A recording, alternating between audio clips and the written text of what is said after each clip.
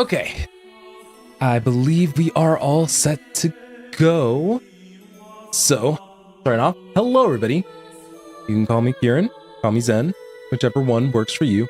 And welcome back to more .hackgu.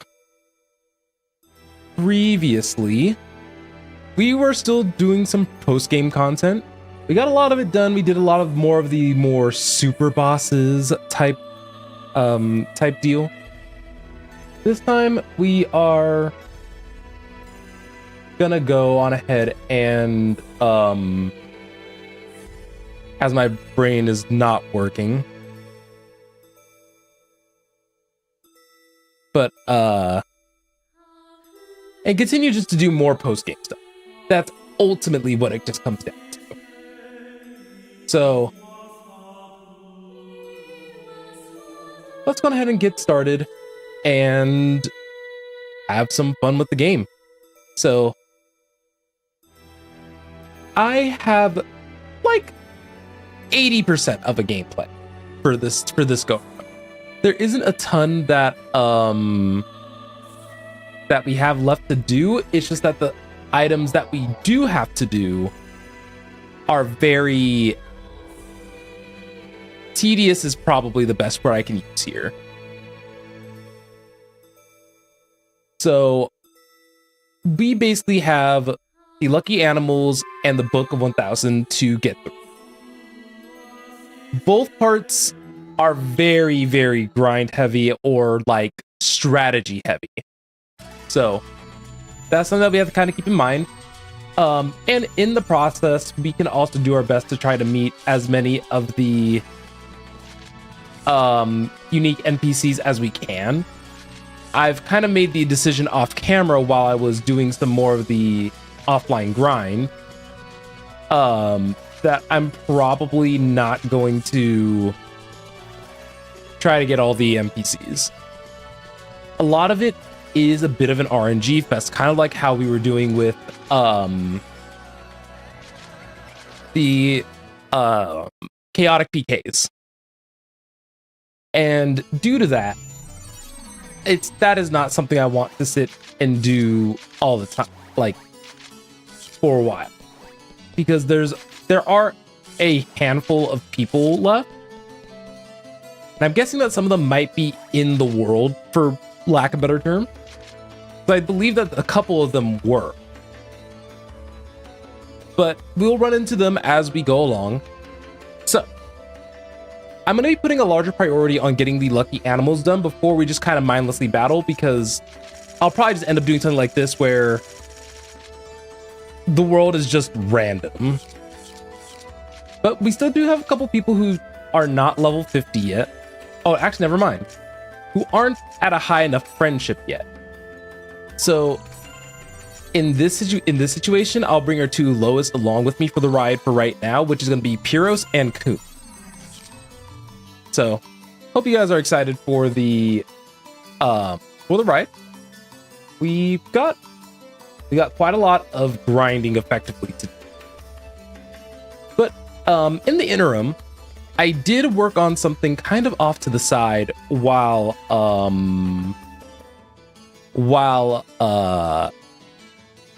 preparing for the stream today. I decided to actually write out a whole bunch of notes and actually do a lot more research for the game. A lot of it's going to be more so dealing with like plot beats and character beats and things like that, but I've also used it as a section to kind of just write out my own thoughts. I feel like one of the things that I want to improve on, especially with the rebrand coming soon, is that I really want to focus on getting better at writing down my thoughts and being able to articulate them better, because I think that's what I kind of want my videos to kind of be. Just me talking about the games, what I like, what I don't like, and everything in the middle. So I say go ahead and get started. The biggest thing that I also want to convey is that I do want to thank the author of this guide on Game Facts. I believe their name is Entity cheat. Well, their email is entity13, so we're just going to go with that just to make things a little bit easier. So I do want to appreciate them for all of their incredibly hard work with getting a lot of this information readily available for the general masses, to be honest. And so I'm going to be kind of alternating between using that guide and that. So, and using my notes to kind of have some stuff to talk about, especially about volume 1, because I'm doing a little bit of preparation for giving a much larger exposition for volume 2. Talking about some of the stuff that I did not touch base on in volume 1, like what even caused the world to be made as a game, touch base a little bit on the original quadrilogy, just all around being a much more informed live stream.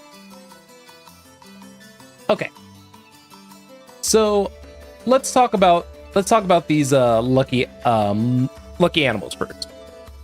So lucky animals are kind of a weird one, and it's gonna be a little bit weird trying to find the vast majority of them.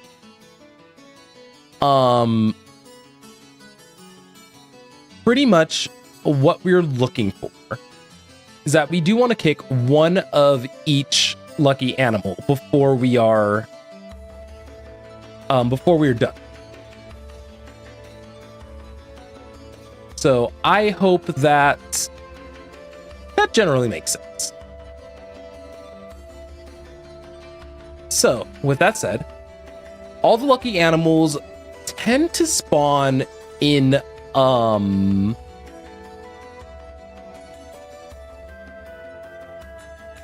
very weird areas. So the first things first is that we want to pay attention primarily to the last number and whether we are going to be in a field or in a dungeon. So and as far as I'm aware,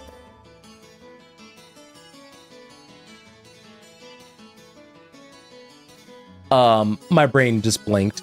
Yeah, as far as I'm aware, we even have to kick the cursed one. So that's gonna suck, but that's okay. So first things first is that we are actually gonna be looking for a 9.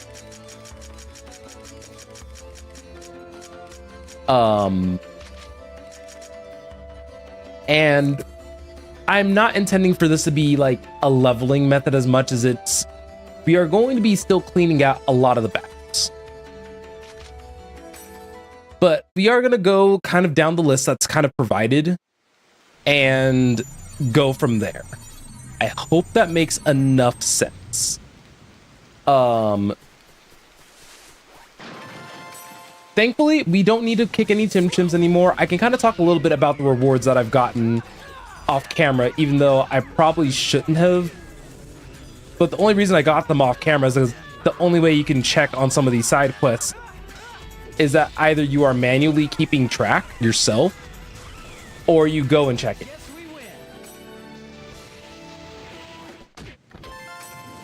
Okay. I don't feel like losing today. Oh, whoops.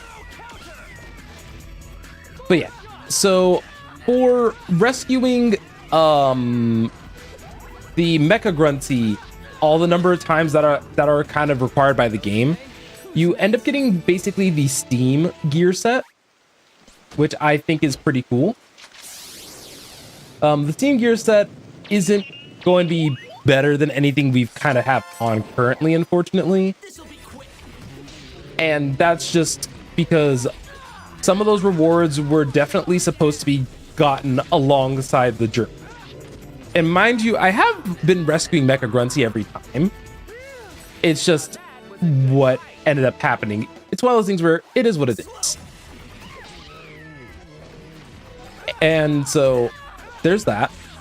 For the chaotic PK, the chaotic PKs were primarily supposed to be the primary source of money for us in the game.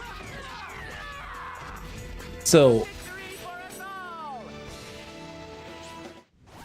okay, we want this bird. Oh, well, they got it.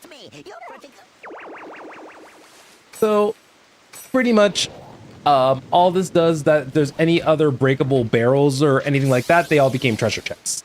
Which honestly is kind of a pretty good reward if you think about it.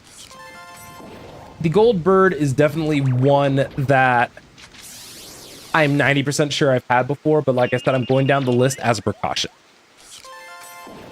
Now, part of it that you may be wondering why I'm opting to, well, why did I choose to address the lucky animals now, not while I was kicking the original 50?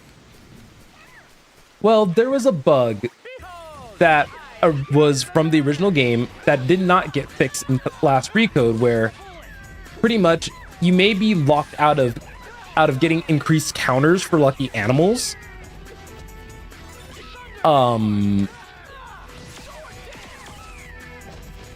You might be locked out of getting increased counts for lucky animals if you had already taken care of the kicking all of the unique lucky animals. So what that basically means is that there is a non-zero chance that if I decided to go for all the unique lucky animals instead, that I could have actually been screwed over instead of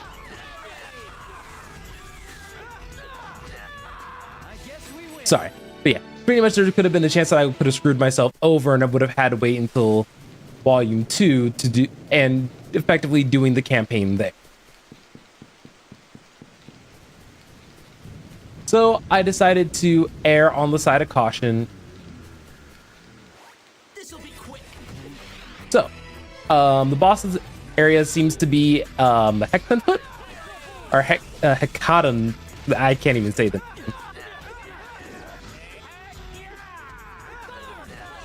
I was supposed to say, when are you gonna be damageable, homie? We had to sit there and wait with our entire beast awakening before we could even like take the boss out. But yeah, that's mostly what we're going to be doing so far. And like I mentioned before, the primary reason why we're still going to be engaging with a ton of battles, even if we are over leveled, capped, or whatever, is that we still have the Book of 1000 to kind of worry about. And so I'm going to be kind of sticking closer to lower leveled areas. And that's just because I want to make sure that we do finish the battles. I'm not sure how much Rengekis can tie into that, but I'm not too particularly worried. We still also have a couple of words left to get, which I should have made a list. I should have made a list of a lot of things. That's fine. So the next lucky animal is going to be the moon rabbit, which are for areas that end in 1. But if you guys remember, I was running into them pretty frequently when I was doing the like blacklisted PK farming. I believe that that should make sense. So let's see. Yeah, warm your berserker was the area that we were using, and just for, you know, simplicity's sake, it's level 11. So it was so it ended in 1. So that tended to be the lucky animal that we had found. We found that we found the moon rabbit, which gives 200 XP to your entire team, which regardless of level, that's pretty good. And we also found the Sutsuga, which is primarily for preventing game overs. Okay, so our next creature that we're going to be kind of working on, welcome on in, Kel, is going to be the Sleipnir. which we need to end in 8. And Crying Daybreak's 2 wings sounds good to me. Well, actually, we got Dungeon 8. Oops. But that's fine. We still have the Chimera that we have to look out for. So, as I was saying before, we still have a lot of battles to do. And a larger part of that is just because we need more. There's no other way around it. It's like we just need more battles so that way our Book of 1,000 gets filled out. Because if we get to a point where all I have to do is sit and fight in the arena, oh, that would be so wonderful. So if you guys remember for the chicken datas, they are technically armored creatures. And so the twin blades unfortunately aren't ideal for this. So I may actually go on ahead and switch out to the, I guess, my +5 Wrath Wings. Because you guys can see that, at least very generally, the swords, the broadsword is fantastic for these guys. I guess we win. Seeing as they're the common monsters of this area, it is likely going to be in my best interest just to have the broadsword on. And looks like we did get some more unique players. These are from the medic squad.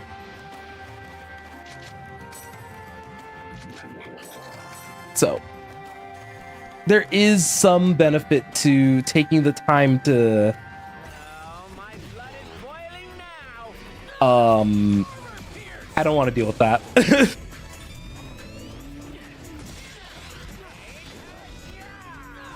Wait, I was like, they're both aiming for me.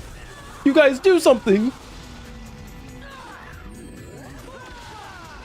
No, sir, you don't get to heal up. You take double damage for that. But yeah, so we are currently looking for the Sleipnir. There is a non-zero chance that he actually does show up here or not. But that's why we have to kind of check every nook and cranny. And since we're checking every nook and cranny, we might as well just do all the battles anyway. Because that's just common sense at that point. I don't remember if we get stuff from... if we still need to open up all, like, a lot of treasure chests and just looting in general, so... we are trying to tackle many birds with one stone. I hope that all kind of makes sense. With that said, though, let's actually kind of talk about the game a little. I don't think that that's something that I really did all that much of. And I wanted to try to rectify that as much as I can. Because I do really enjoy, I really did enjoy GU as a game, even if the gameplay for Volume 1 is a little rough around the edges. I'm not going to deny that.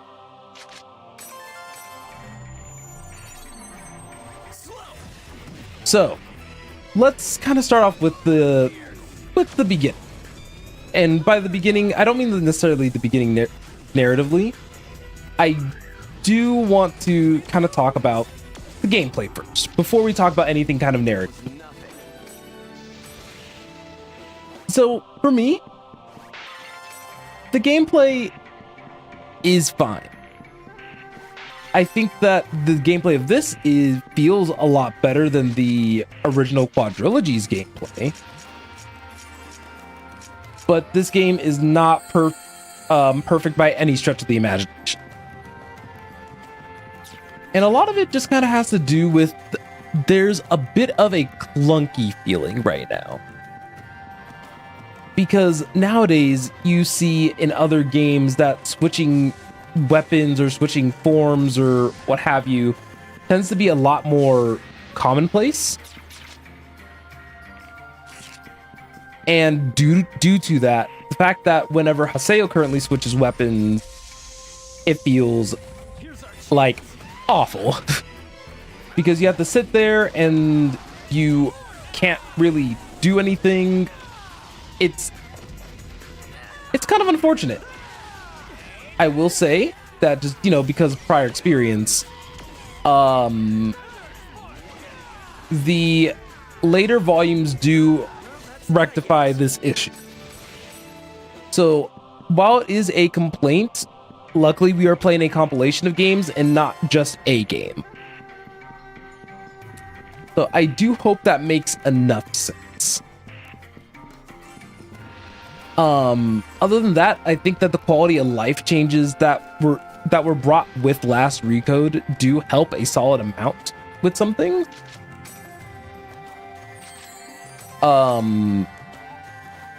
And by that I mean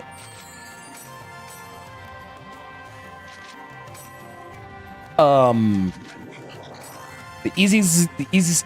easiest example I have is like the walk speed, for example. They didn't have to do that, but it's little things like that that actually just really help the game actually kind of feel just a little bit better. Because for the people who played the original, the trilogy on the PlayStation 2 around the time of its initial release, you guys can probably imagine how much it kind of sucked is not the correct word. Okay, who's next? But there was just a much slower, much heavier feeling to the game. Which, once again, not necessarily bad, because there are some games that do kind of appeal for that. Yeah, you know, the whole idea of just having a very, I was gonna say a very girthy experience, but I think that it's a very weighted like WEIGHT. There's a lot of weight. And that could be an appeal on its own. Some people like having very powerful hits with their large weapon,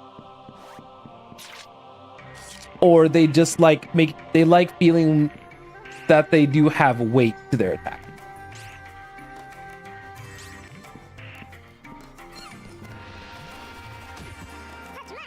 So we end up getting Chimera instead, like I was mentioning before.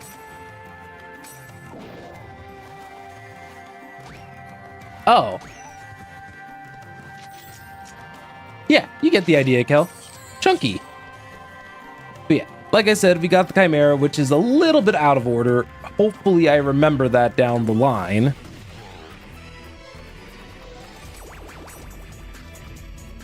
So yeah.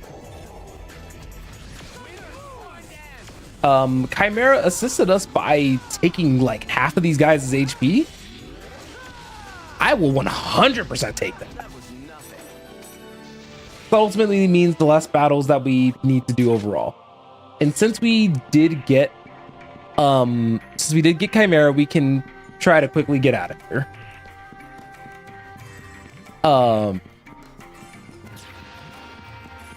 Well, I said we could try to go out quickly, but like I mentioned before, battles are a bit important to me as a part of the Book of 1000. We really do want to try to get up to book 3, because while we can start from book 2, I think that there's just going to be more inherent value having a lot of that stuff already lined up and taken care of by the time we actually finish. By the time we actually finish volume 1.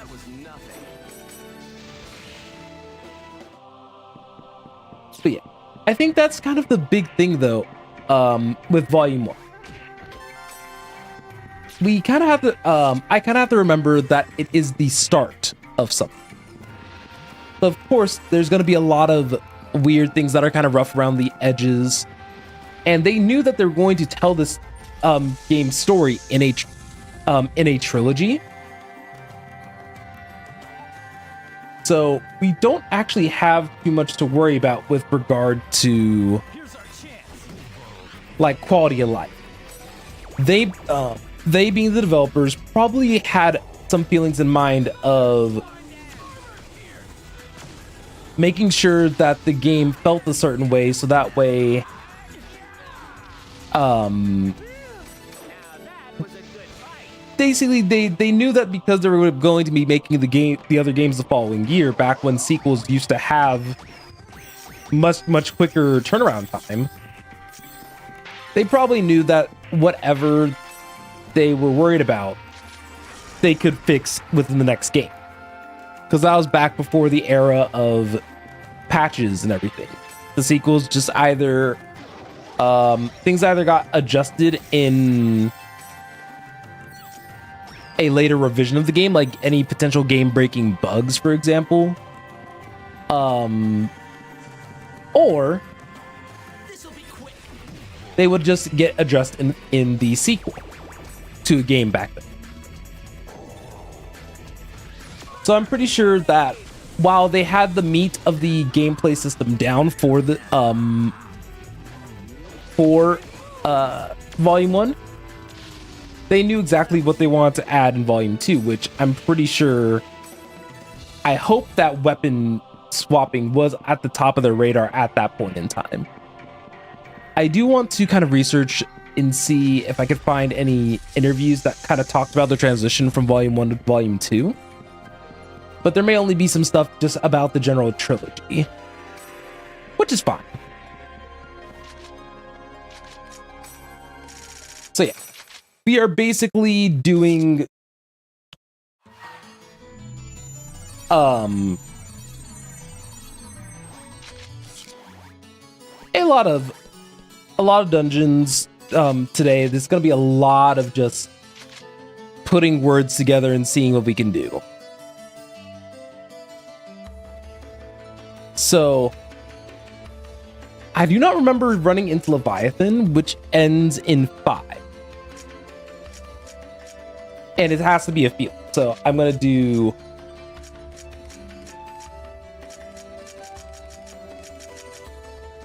maybe Screaming Cursed.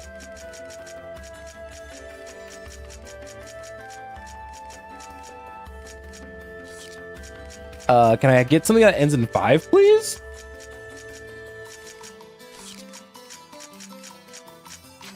Okay, Doomed is just... Okay, got it.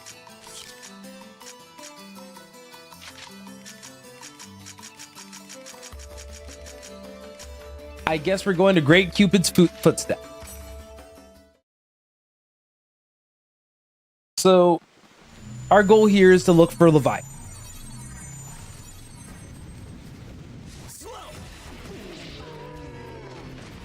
Oh, we took it out with the surprise attack. Oh, you love to see it.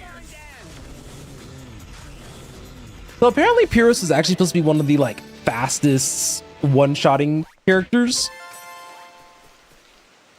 which I think I can believe. All right, so how does this map actually look? So the boss is going to be to our south. Ooh, nice. We actually got the bike sneak attack. I was actually trying for that. And once we get to a point where if the biking is the last thing that I need to worry about, I'll be happy.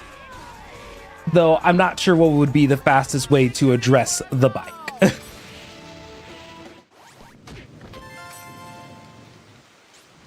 Okay. So what I'm going to end up doing is that I'm actually going to head over to this warp point right here and inserting the 5 Chim Chims needed to cross over.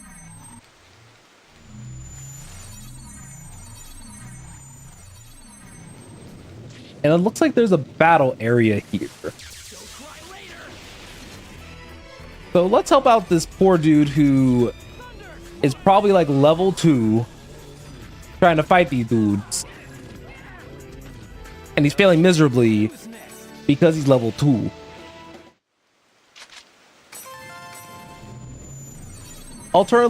Alternatively, it could also just be that homie was just bad at the game.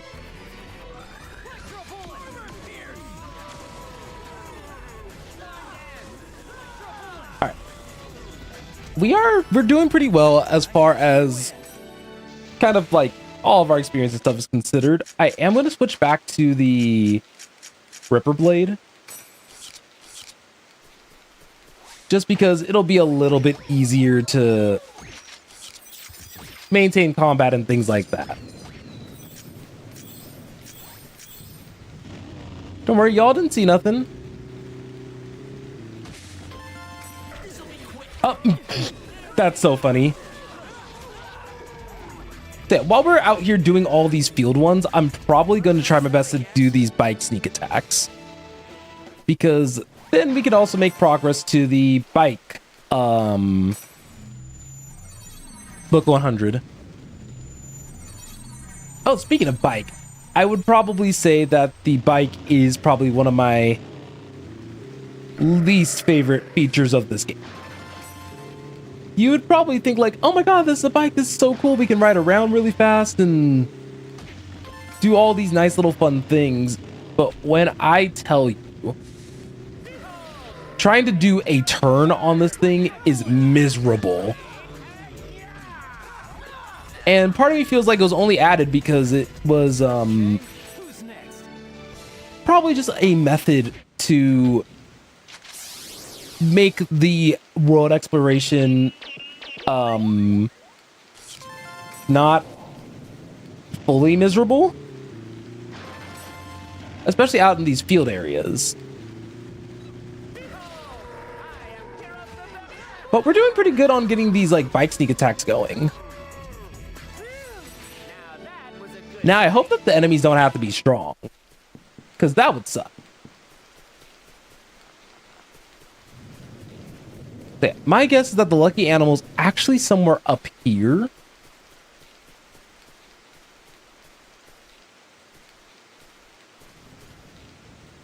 Oh no, there's nothing? I mean, sure. Don't you guys love... Oh, wait, I see him.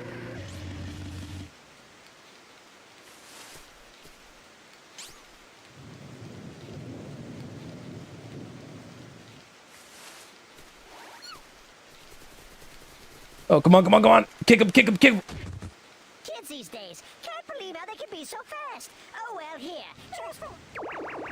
So, what do we got? Oh, okay, just 3 little items. Okay.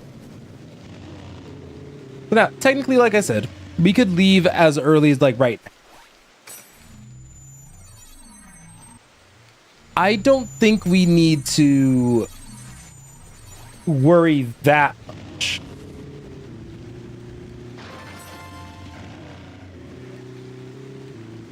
Still, by the way, I will still want to mention that the doppelganger coming in on some of these levels is kind of horrifying, because homie comes in, it's literally like the Reaper in Persona titles, where it's just, by the way, he is here. You're like, what do you mean he is here? Okay, who is he? Guys, bring it on.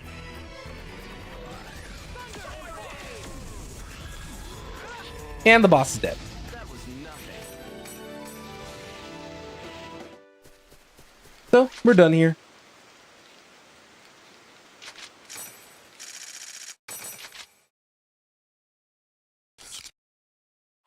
I keep forgetting that getting shim spears are a part of the process.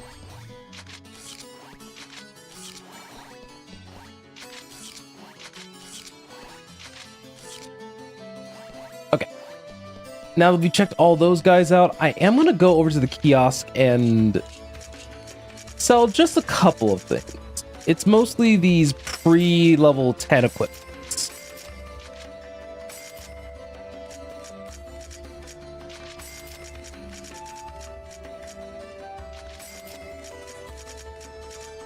Oh, I totally forgot that the way that this works is,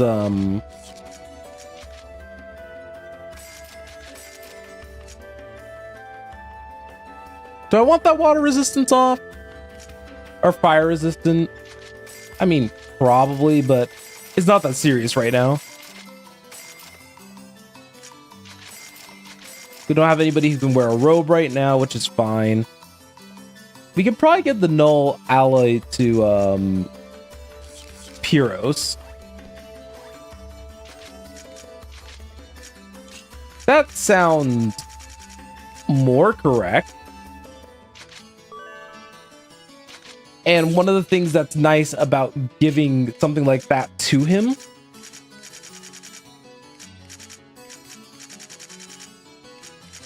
let's see. Let's give him the Lance Law as well. That this is just another way to help build up friendship. So that's why I don't mind gifting him a couple of these things. So we're gonna give him 2 arts knowledges. And you can tell that just by the gifting alone, and also just the partying with him, Kim and Kun are getting quite close to being like where they need to be.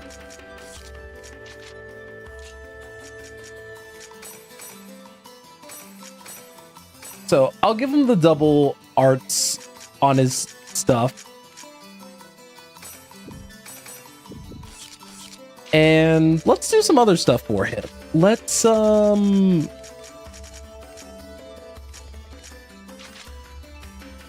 give him, can we give him double sleep powder?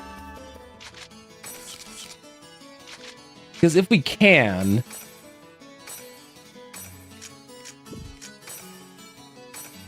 I don't know if that improves the odds or not, is I guess my point. Okay. But yeah, one of the other quality of life features I think is that it sucks that when you are doing customizing, you are looking directly at Pyros's inventory instead of having it kind of all pooled together.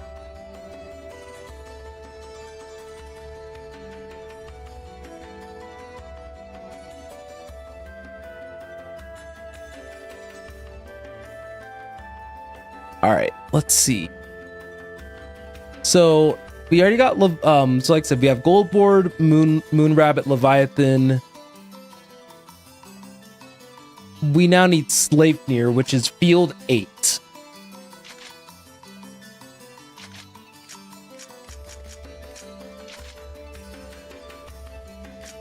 I like that Buzzing Marble's 2 wings is just the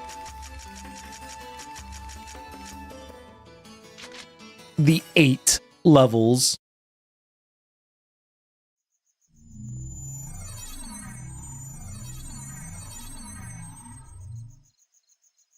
Okay.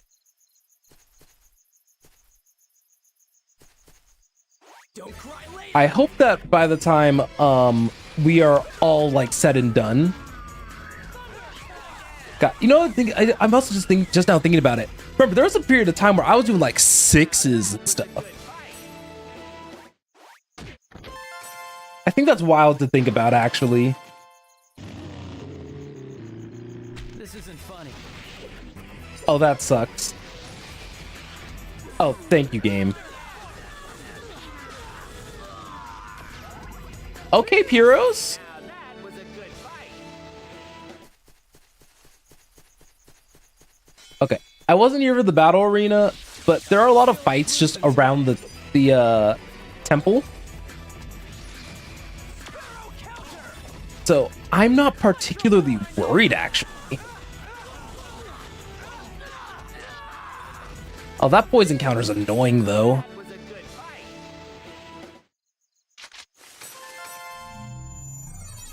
I'll 100% take a Fairy's Orb, though.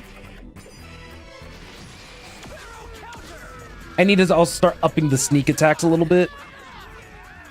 But we'll kind of figure that out as we go.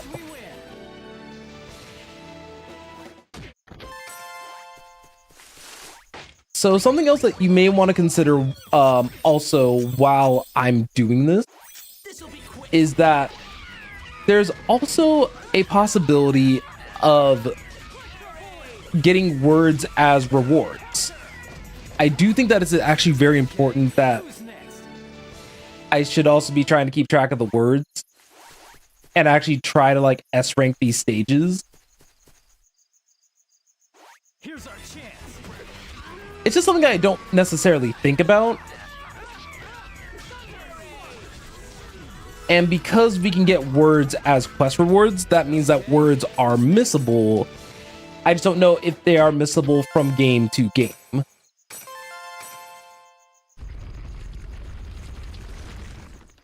I did not realize that all three symbols were just in this vicinity. Like, you quite literally did not have to go to any of the other islands. This'll be quick. And also, can you talk about why the goblins sound the way that they do? But yeah, some of the stuff that was also just kind of lacking just from a gameplay front.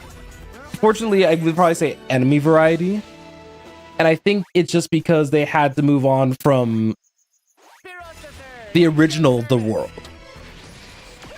So, and because of that, they only had so much time and resources to make a certain enemy type. And I can understand that. It's not easy to do that sort of thing, and that's why a lot of the times you end up seeing a lot of repeat mobs. Or reskins rather. In some other / older games.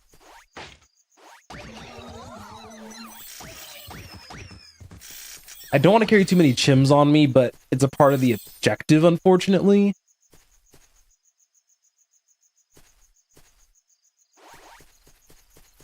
And I hope that lucky animals don't despawn if you've accidentally finished the quest objective early.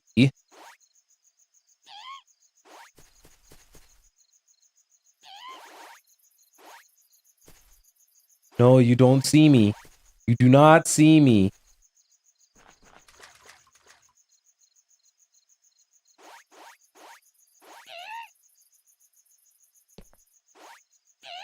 Full speed. Oh, wait. Oh, oops. I was trying to be a sneaky little guy and it just was not working. Oh, see how much damage Kun did? Let's say that 300 was not necessary for that poor, like, mob.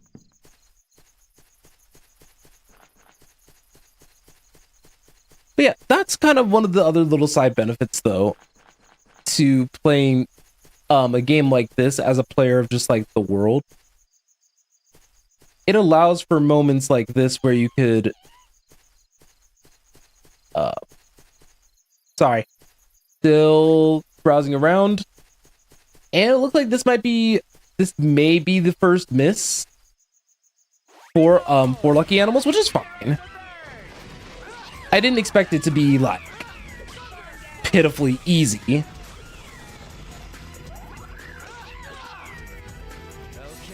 who's next? But our drop rate's kind of incredible right now. And you never know. One could spawn on our way back. I don't know if it's a random spawn or a chance spawn. But the nice thing is that we do have the bike, so...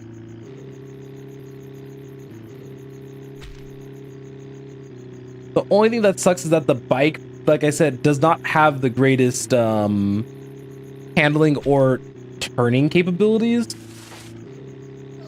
Yeah, I'm unfortunately going to ignore the gyms. And so, because of that, you end up running into... Oh, there's an area that I haven't checked yet. Out in the back over there. But yeah, you see, this is a big part of the reason why they're allowed in field areas. There are also some lucky animals that won't spawn until all the enemies are defeated. Though I imagine it would be kind of counterintuitive for this specific lucky animal, because its effect is that it halves the health of enemies for the next 5 encounters.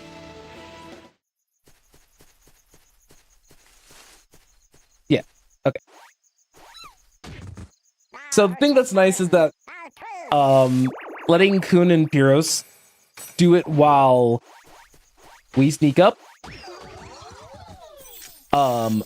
Peak behavior.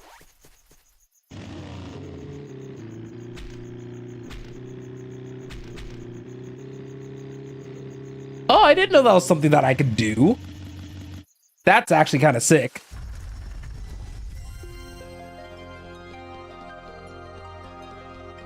All right, let's get our loot and get out. I forgot that there's not one at the end of here. A portal.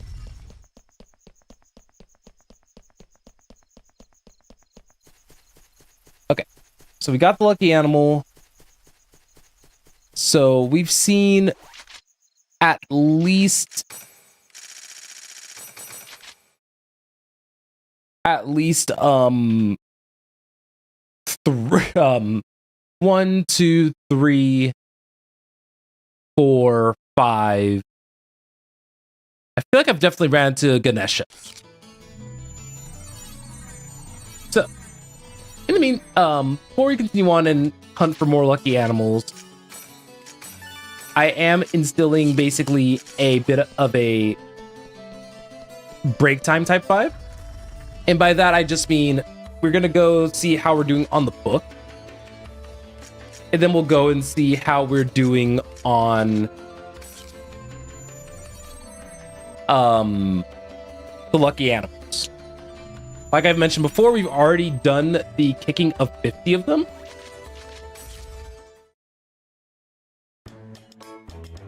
Whew. That water was actually hitting. So let's see. So you gotta see that we are definitely getting there.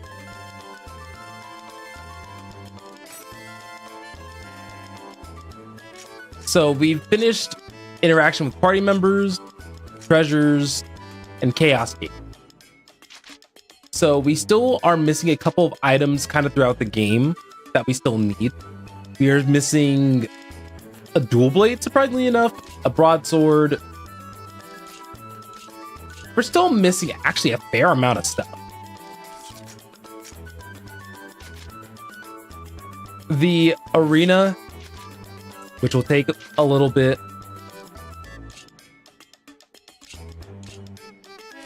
Hey, welcome on in, Adam. How are you doing? And then our drive time, which I'm guessing that if we drove for an hour on the bike, we would be fine. I'm happy to hear. I'm doing well. I'm also doing well myself. We're just kind of doing the last little bit of this game to really set us up for volume 2. And I understand why there's a lot of this grinding that's in place for the game, by the way. A lot of it likely has to do with the fact that the games were originally a year apart. So people had time over the year to do the next like major quest line or what have you.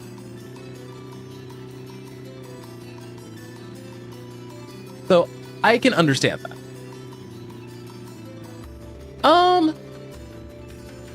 I definitely focus on playing from a wide variety of games. Right now, we're kind of in a little bit of an older era is not the correct word,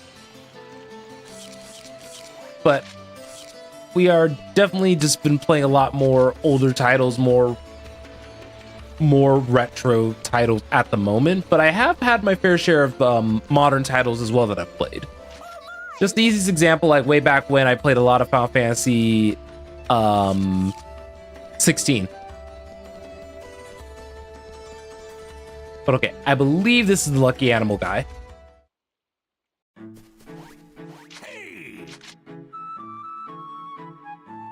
Okay. So we need Totetsu, Hudan, Tengu,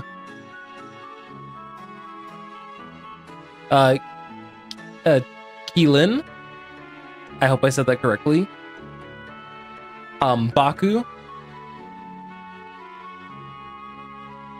and Toko. And then they do actually want me to go after the cursed one. So let me go on ahead and actually get out the good old notepad. Because what I'm actually going to do is that rather than, and thankfully he put it in the same, he thankfully put it in the same orientation as the final list. So that alone is going to be a kind of massive boon, a massive help.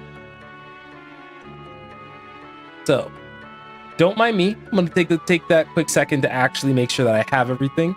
So right underneath the Fate Worm, I need the next 3. So 1, 3.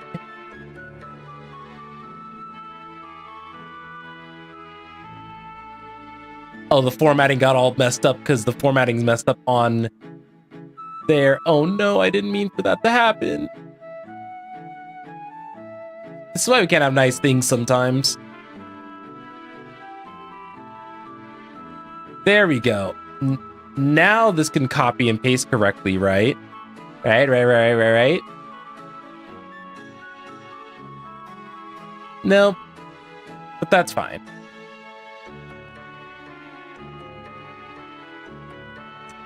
Because I can, when in doubt, do the formatting yourself. Because pretty much what it did was that, I guess back then, hitting like enter to do just a new line was not commonplace, I guess. So there's a lot of spaces to make the indentations.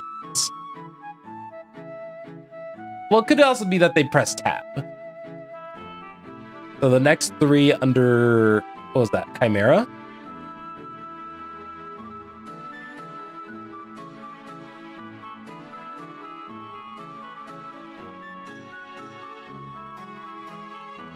And then we got to find the unlucky animals. So if you guys are wondering how long this can approximately take us, well, all things considered, a lot of the lucky animals that we're actually missing are in dungeons primarily. So that's kind of one nice advantage, is that we know that a lot of them are in dungeons. However, the 3 cursed animals, which like I said, we do have to unfortunately find as well. And I'll answer your question in just a moment, Adam. Unfortunately, we just kind of have to accept that it is what it is.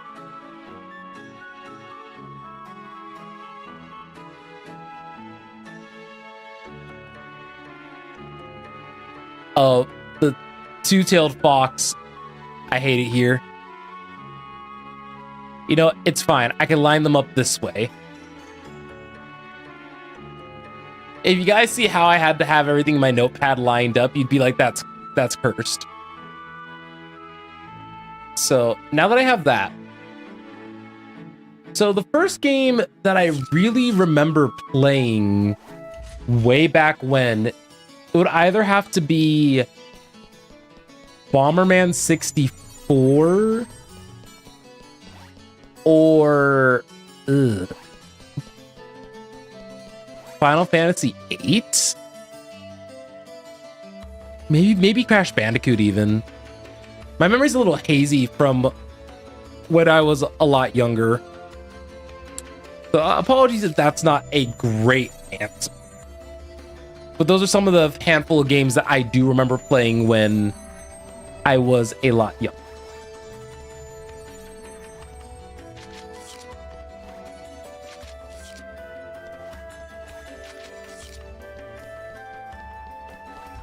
Okay, so let's see. We basically just need to go to like a dungeon with every number.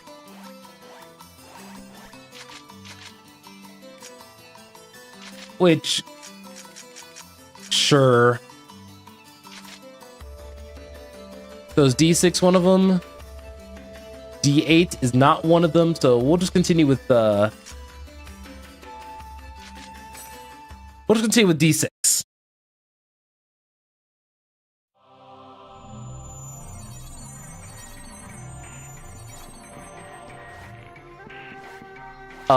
I forgot to totally check on where these guys are friendship wise.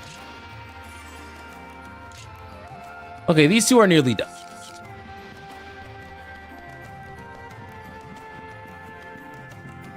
So as before, we are kind of just gonna be exploring the area to the best of our ability.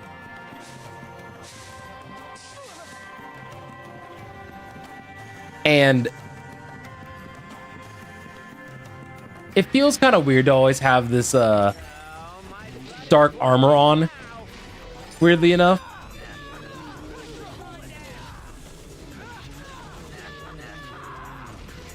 But it almost feels like I could probably try to get the well, I don't know if all the volumes have separate platinums or if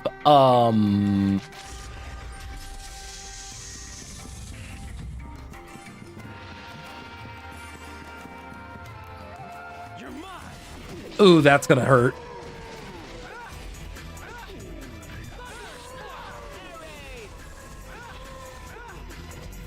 Okay, there we go. Now that was a good fight. God, I wish I could use my bike here.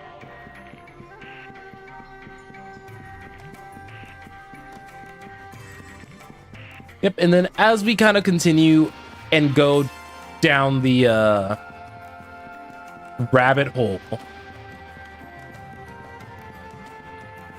of doing all these lucky animals, or at least finding all of them, is probably a little bit more accurate phrasing. I love just kicking one out of the well. I think it's silly.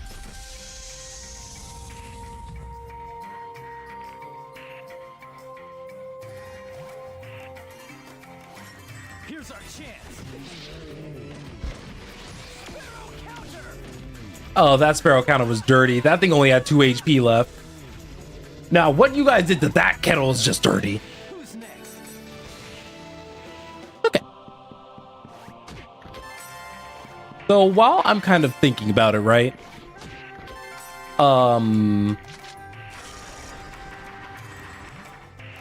There's a lot to love about this game. But I also think that this game just came out in the era where there's also a lot to basically also hate about the game.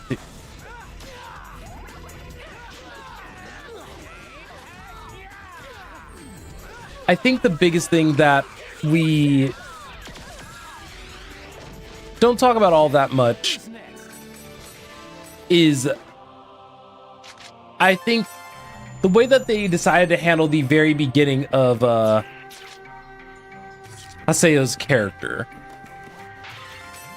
I feel like they probably didn't need to oversell as much about him being a jerk.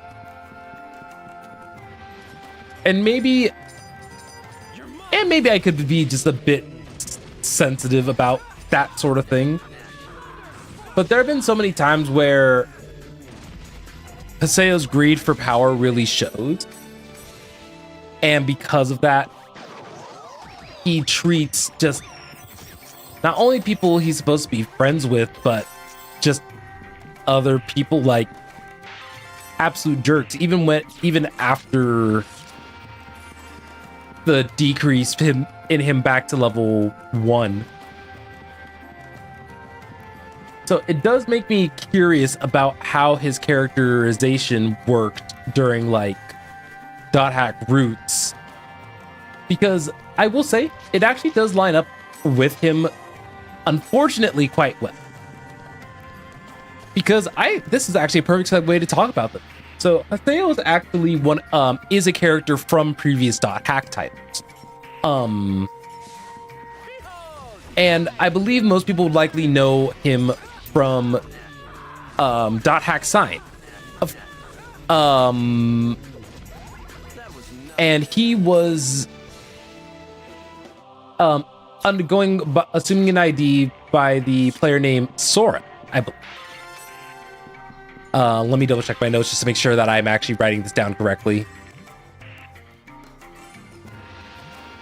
Yeah, he in the original the world, or I'm gonna be calling it probably R1, just so that way people are aware. When I'm talking about the game, the world that took place during the world that was used in the original quadrilogy, I am primarily talking about I'm talking about R1.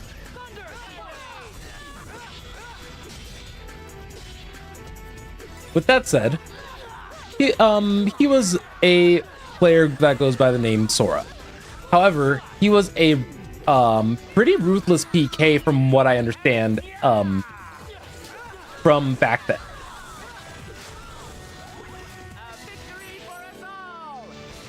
And let me see. Yeah, he was kind of like a ruthless PK back in the day.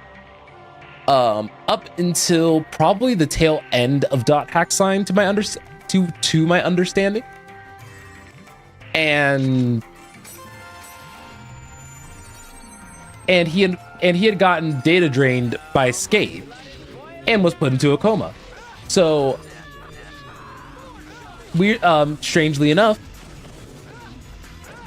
Haseo was a lost one, just not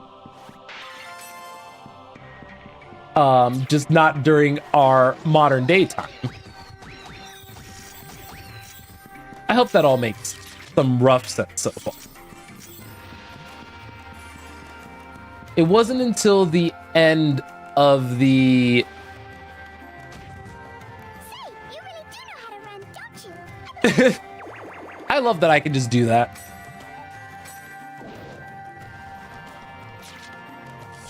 But it wasn't until the end of the original quadrilogy where he was effectively just saved.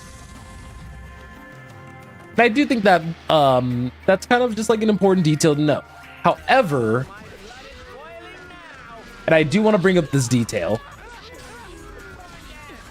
he once he came to, he actually has no memory of his events of his time during R1. And eventually just abandons R1 to, live life. Then comes about 8 years later. He decided to log on the world R2. And, well, you guys know the rest at this point. He became a player, learned that he's an epitaph user, and all these other little things.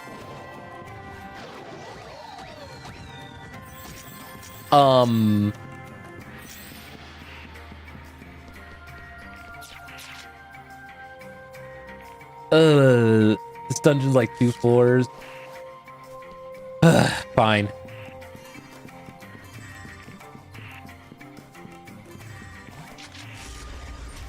I wouldn't say that, though, Adam, I did want to touch base on the potential comment of, yeah, they were making like a lot of us gamers look like jerks. I don't think so. Not fully, anyway. I will say that all the characters spare, like maybe Adelie, have, like, I would say that there exist gamers of all shapes and sizes. And I think that the world kind of showcases that very well.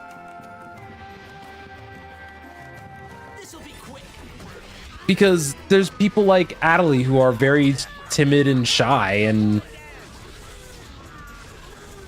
didn't know exactly That's that, I guess. about just like herself in the context of the game, leading to a lot of those insecurities that unfortunately Haseo kind of really brought out at the time. But there's also players like Syllabus and Gaspard who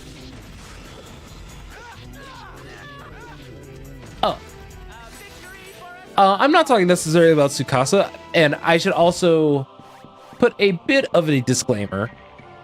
Most of my research that I've done, at least so far, has been like roughly anecdotal, or in other words, just I have not seen .hack sign myself. I only know as much as the information on the internet would allow me to know. So there may be some tiny nuances and little things like that that maybe I don't pick up on, maybe not as easily, maybe just not as much.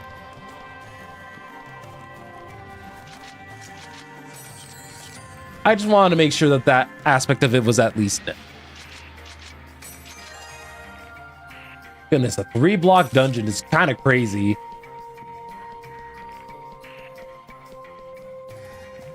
But yeah, we'll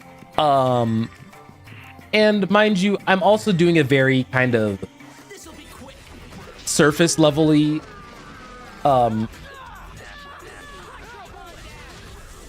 very surface level kind of dive on the origins of each of the characters, because at the end of the day, like I said, I haven't seen them, but I figured that there is a baseline of information that needs to be discussed about these characters that and I do think that aspect of it is important.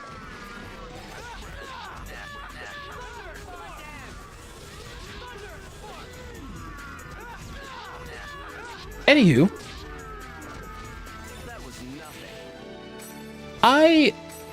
there's some notes I do find interesting.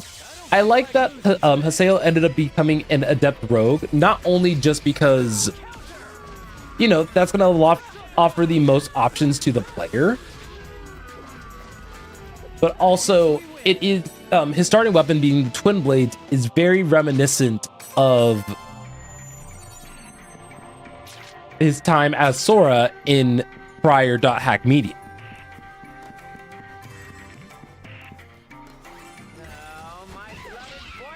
So I think that is a nod that I can appreciate.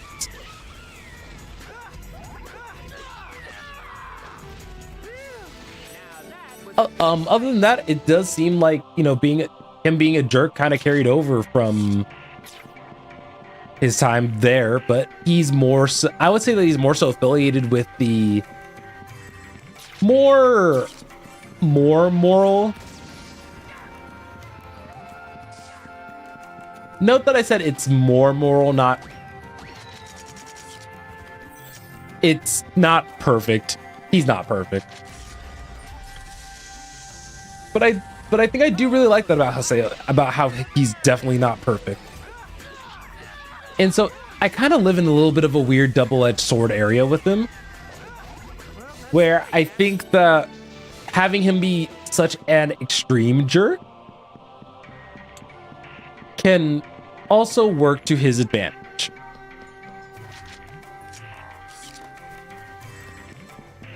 Because it can allow for showcasing that much more growth for him as a character. Because how many times have you guys seen the trope of character who's a jerk gets friends, understands that he values his friends actually a lot, struggles to express it, but that's fine, but is willing to go to the end for them, and it actually helps them lighten up and become a much more kind individual.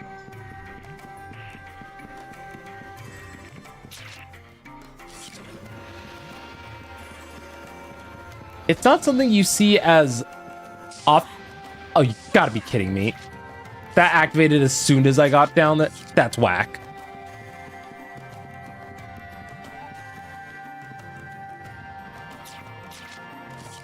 But yeah, I hope that that little spiel, and like I've kind of mentioned a little bit before, I do intend on, at some point at least, really, I missed one surprise encounter and that stopped me from getting an S. Fine, whatever. Okay, now that we finish the dungeon, how are they looking? So Pi is the only one left who's not maxed out, actually. Well, let's go ahead and switch out the party for a little bit. We'll bring Gaspard, and I did Gaspard Pi last time, so let's just bring the Canard trio.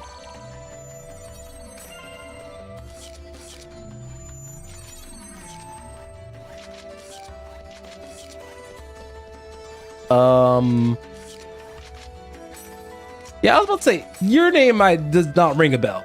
Tipperith? So I am gonna try to steal some of these from you.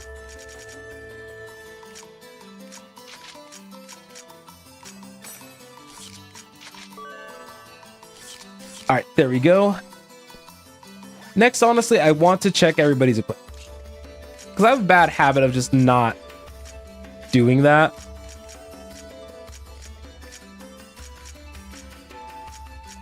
So the kimonos don't really work for you all that much. That's fine. Gaspard, I'd be very surprised if he's all set up, ready to go.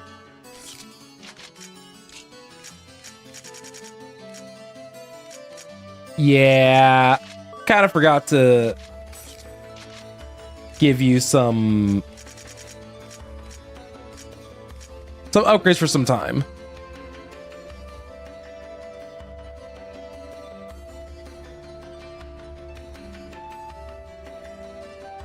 Oh, I got you, Adam.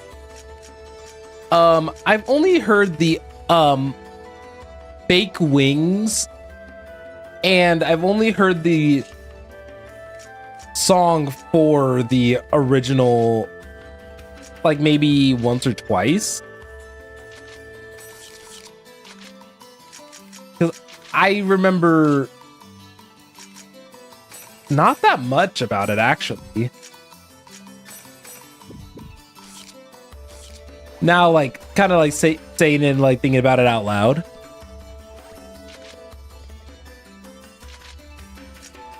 Okay. So we just did the Toko. So I can remove them off. Let's see.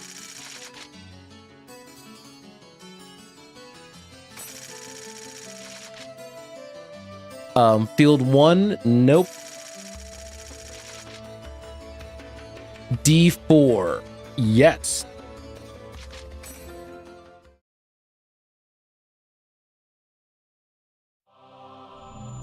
And I know that I'm taking a whole bunch of easy battles right now to kind of help raise the book. I don't know if harder battles are better just because I can get more things off like Rengeki's. That's honestly something I just genuinely just don't know.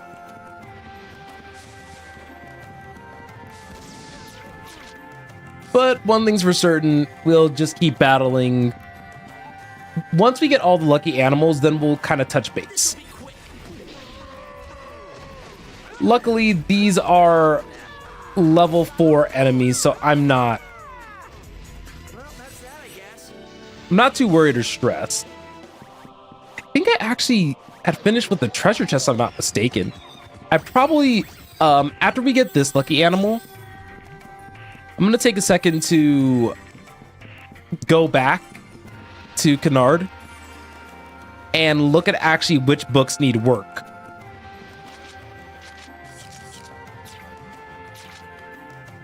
Because otherwise, I'm gonna be kind of walking around like a crazy animal.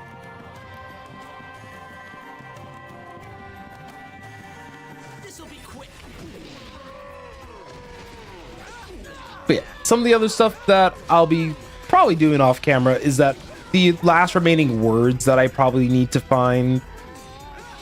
I wish there was a way to tell if I've gotten all the words in a volume. The only ones that I'm really missing now that aren't tied to like the forums or anything like that are likely the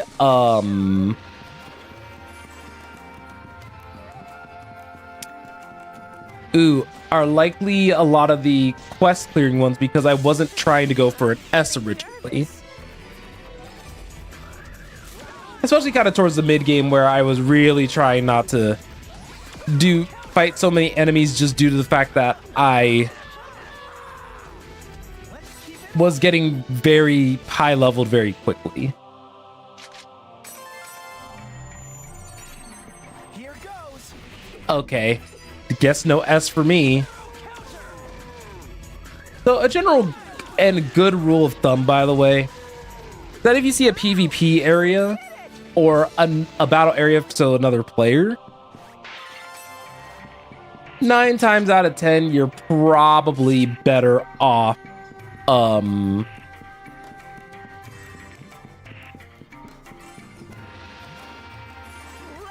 probably better off doing the regular encounter first. A lot of it's just because depending on where it's positioned and where the regular mobs are positioned relatively, you could end up exiting the encounter in such a way where you could where you get instantly pulled into the next encounter with the other monsters, meaning that any sort of potential surprise attack that you were going to get on them is just gone immediately, the opportunity.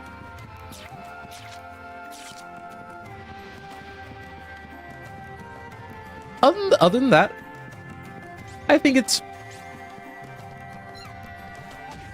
finally time to talk story after we get the Baku. Okay.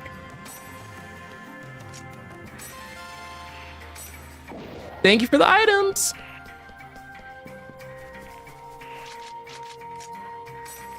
So yeah, I'm gonna head out of the dungeon that we were in. We have a couple things that we could quickly check. One of them, I am going to check the mail.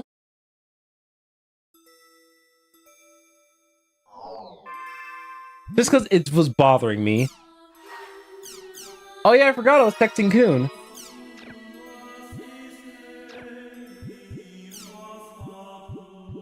Yeah, so Adelie's the only friend who does not have max friendship. And then we can send this over to Pi.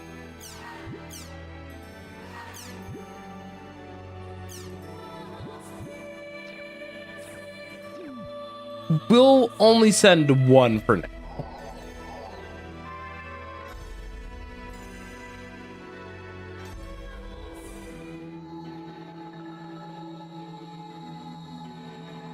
So pretty much we are still doing some finishing touches on the Lucky Animal quest. That was one thing I needed to get done.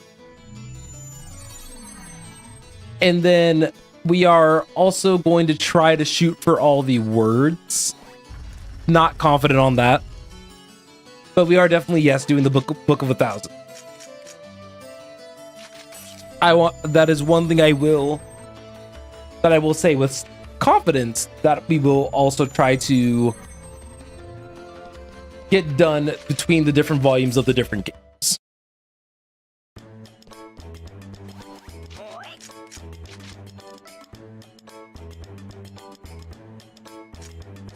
Okay. So while the ad's going on the one end, so we need battles, item collection, arena, monsters, and bike. So we still actually have a solid amount of game left as far as the post game goes. 10 technically speaking, I don't have to do this stuff with the lucky animals. I just find it fun.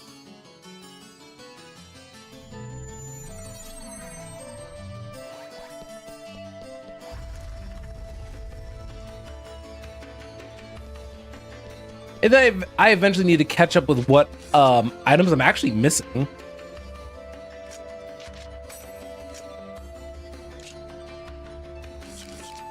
Because I feel like I've seen like quite a bit of items, and it's just kind of surprising that I don't have all of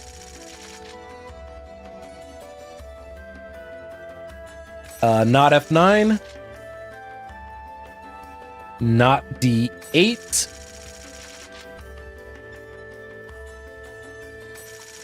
Not F9. I'll take a D1.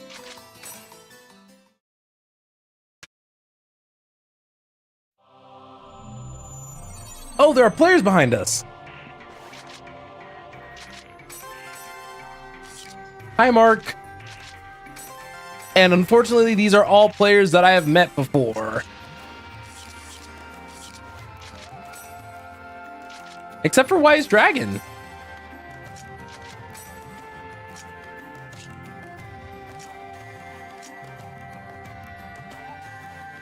I already have gotten the alloy set of items, I think.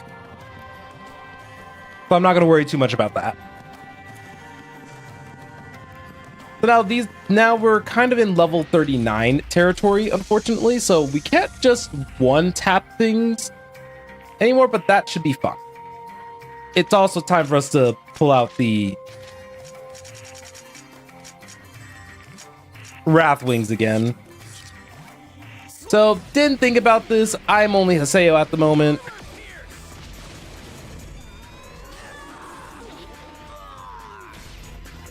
Can we talk about the fact that these crabs still have the most horrendous noise known to mankind?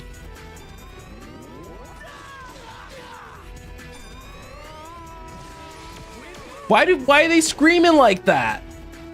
Why?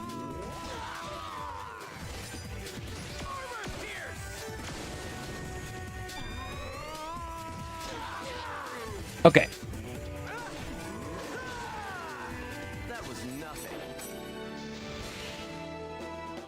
That was such an ugly scream. I hated that.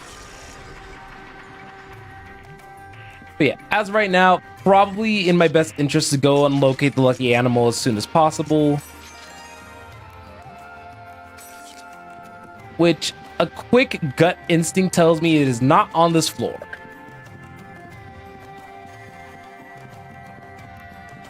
So we're gonna stay out the crabs' way just because it's a little bit of a staggering mess for Haseo at the moment. So yeah, my running suspicion right now, not on this floor.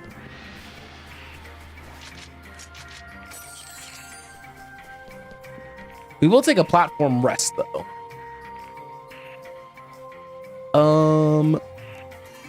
Okay, there we go. Sorry if the ad got in the way, by the way, but yeah, like I said, yeah, I am trying to do the Book of 1,000 as well.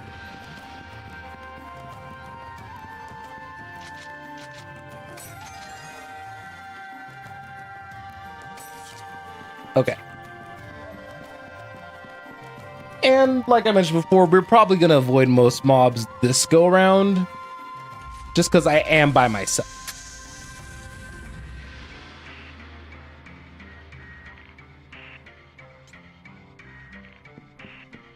All right, ideally, I shouldn't have to fight these two. Yeah, they weren't close enough. But that doesn't mean I shouldn't keep hugging the wall. But yeah, a good kind of brief example. Oh, wait, I don't think I fought these. Fat Lancer, I think this is one of the mobs I'm missing. So that's actually really cool.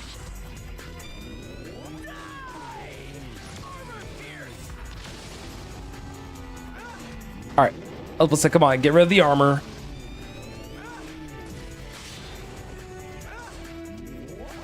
There we go. Well, that's that, I guess. Yeah, it's a lot of random enough encounters.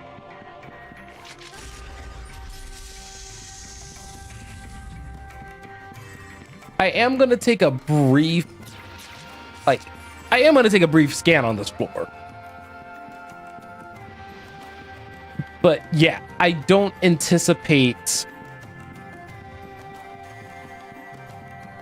I'll say the Kudan should be kind of like somewhere easy, I'd imagine.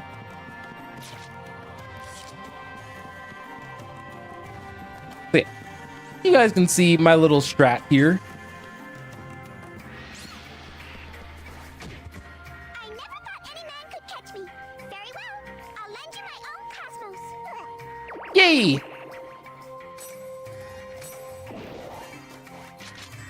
All right. Mikatan, Alice, and Moonlight Dance. All three of them are people who I guess I've met before in the past. We met a surprising amount of players here.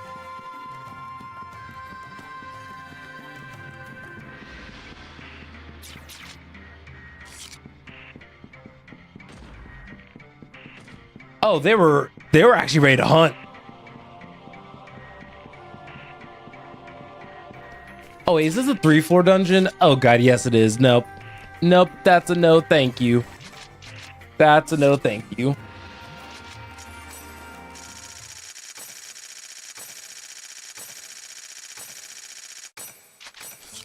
All right. First of all, let's actually get a party going. Pi still needs max friendship. And now it doesn't matter who else we bring. Let's bring Gaspar, I guess, again. We'll eventually get more team members as time goes on, so I'm not particularly worried. F3. We do actually need to go to F3. To answer your question, Adam, yes, I have played MMO games in the past. I used to be a much larger MapleStory player. To the point where I actually even streamed it a couple of times. I've also played a lot of Dragon Nest, a game that's still somehow going strong to this day. And by going strong, I mean like the servers are still up.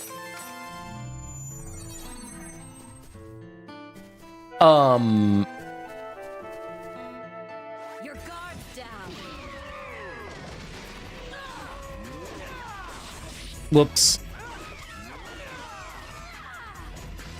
Pretty much what I expected.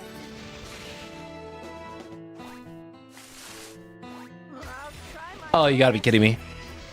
And nowadays, if I play an MMO, it's probably just gonna be Final Fantasy 14. There hasn't really been another MMO that's really captivated me as much as the ones in my past have. But the larger portion of that is that, you know, I'm an adult now. My time budget isn't quite the same.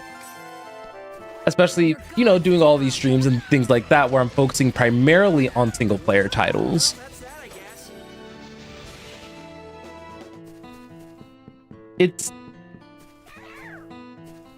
It's a shame, because I do think that there are some pretty solid MMOs out there, but pretty much if you don't kick right off the bat like swinging, most of the time it ends up being like a lot closer to what's the point of checking you out. And it's a shame, right? I think that MMOs do have an opportunity to be fun, but if you basically don't have the greatest launch of your lives, more often than not, it ends up being real awkward. That was nothing. Hey, whoa, hey. No one said surprise dibs on the Haseo.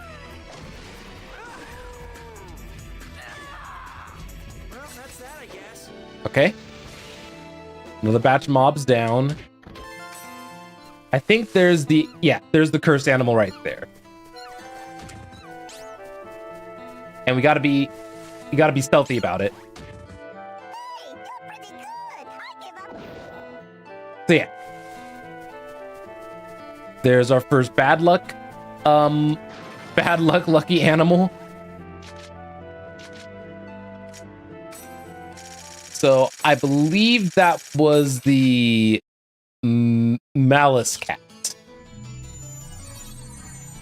Like we mentioned before, though, those are easier to find based on them having the anger sign. Okay, D2. That's not bad. That's another one that I need.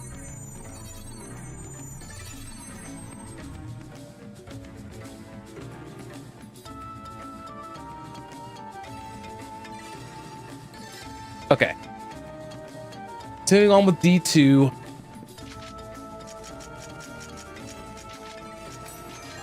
Unfortunately, the battles in here are just going to take longer. I think there's a part of me that has liked the multitasking, but in the same token, I'm like, man. Because one thing that I also am keeping in mind is that eventually we'll be able to go to the arena and finish leveling our weapons that way while we're working on that book. Certain things like items, for example, that may be a little bit more so on me to just kind of find and figure out.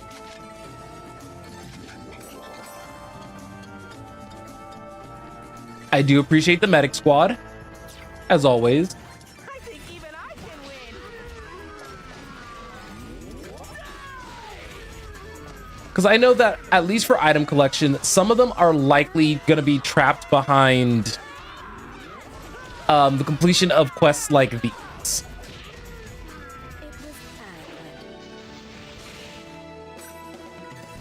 The most toxic MMO that I've played. That's a bit of a tough one. Because I think I've had toxic experiences in a lot of different MMOs.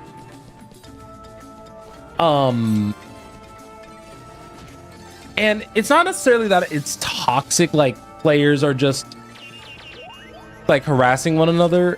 And in that case, I do think that Dragon Nest probably fit the bill the most. But a lot of what I dealt with was just like petty drama, actually. But that at the end of the day really just wasn't necessary for how people were interacting with one another. And this was back when I was like 16, 17, that over a decade ago. That some of these people were just acting very not inappropriately is correct, but not correct.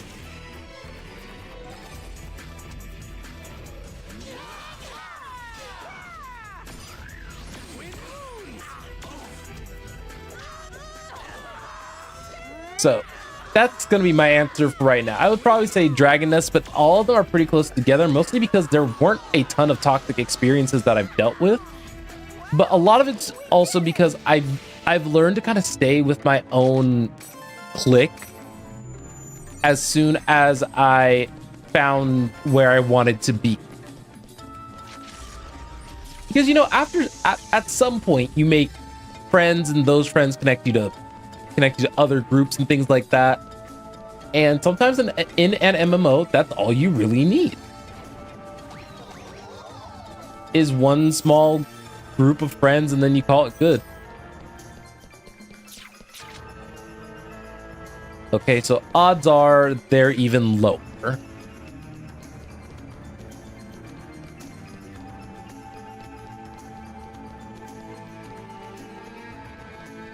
Okay. Squeeze on by those guys. So, if you guys are curious about how I know where to look for some of these mobs, a lot of it is that throughout the game, we kind of have had rough ideas of where certain things are, if that makes sense.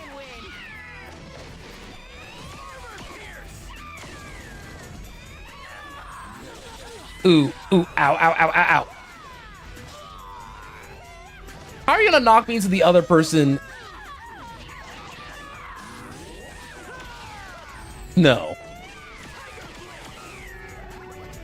Even though Tiger Blitz, I know for sure, is not my strongest move. By far.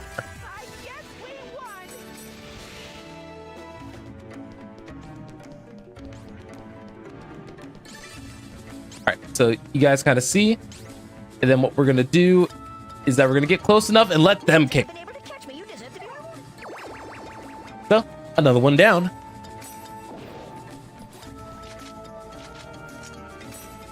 Saves me the trouble of getting a game, not getting a game over.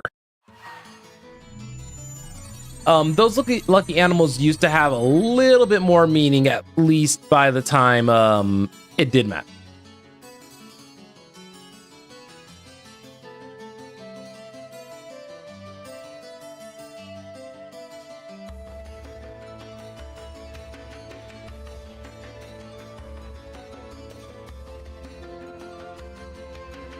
Okay, give me one brief moment. I apologize.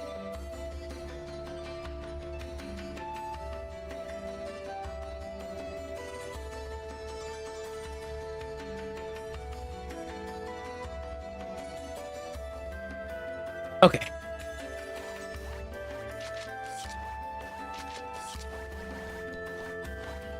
I think I remember all these names.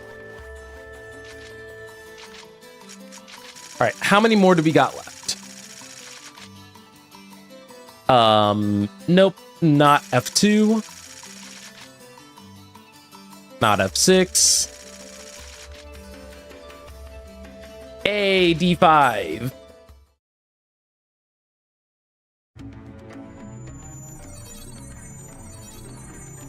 You know, for what it's worth, I am kind of surprised that, you know, with all my playing on screen and off screen, I'm still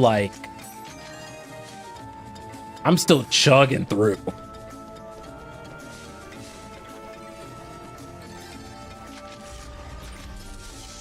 But now I'm kind of switching gears to being like, okay, let's actually have a bit more of a focus on getting this, at least this one objective.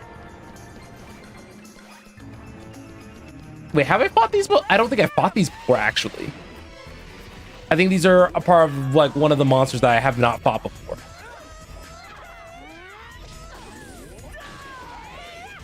So that's part of the reason why I went on ahead and decided to fight them and ultimately take them out.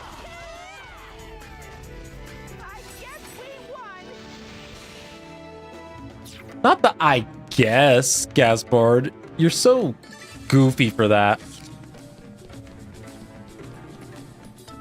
I guess we won. Bro, be so for real. But yes. Continuing on though. Volume 2 is going to be interesting. When it comes time to finally complete that.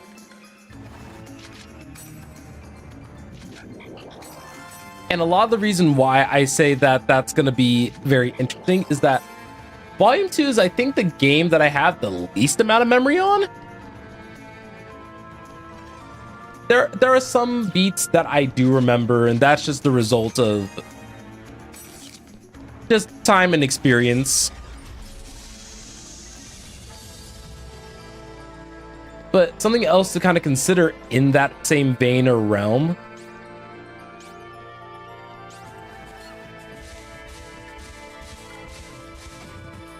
Nope, Tengu, you ain't getting away from me.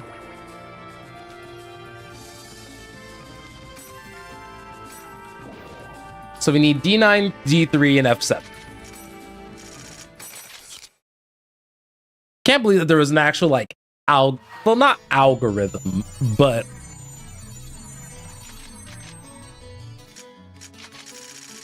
Alright. Nope, that's not D3. Nope, not F0. This is D3. So we do have another cursed animal on our hands shortly.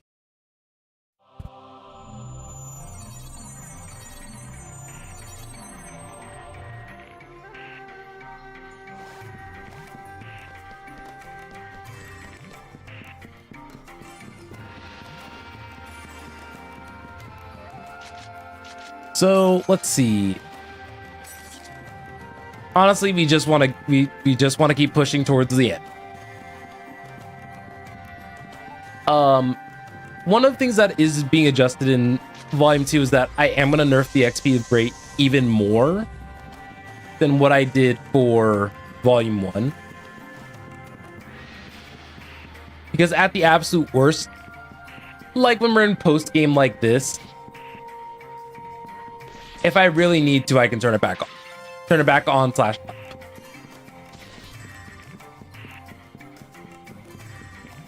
I don't know if that was toxic of me just to walk past the,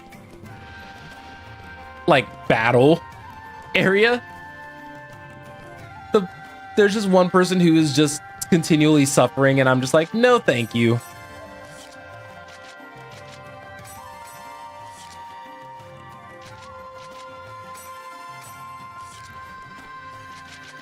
Okay, another fairy orb. So this area is a little whack.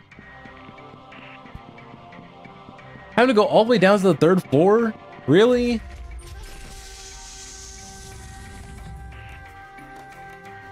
Well, thankfully,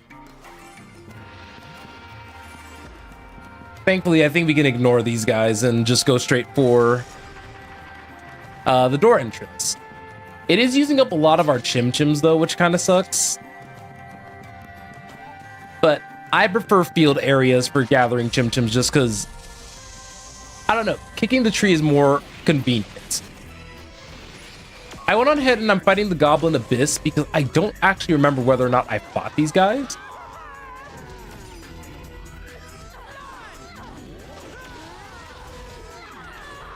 Oh. But that's how we're functioning out in here.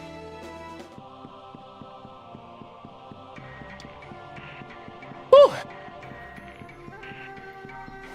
So, while this aspect of my research isn't fully ready, I think I do want to talk to you guys a little bit, like to a small extent, I think, about the quadrilogy and some of the events that took place there.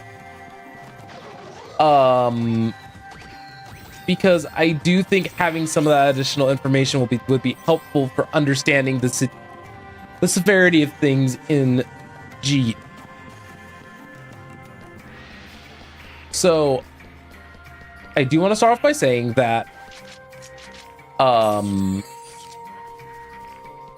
GU is a if you didn't know, GU is a sequel trilogy to the original set of the 4 .hack games. Infection, Mutation, Outbreak. I always for Infection, Mutation, Outbreak, and why can I never? I can never remember the, like, it's either the 3rd or 4th game's name that I truly can never remember.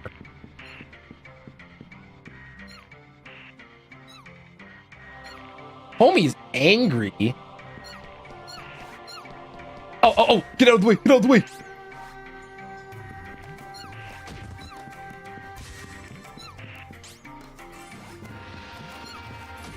There we go. So yeah, we have to hit them before they hit us. I believe that was the Dark Goat.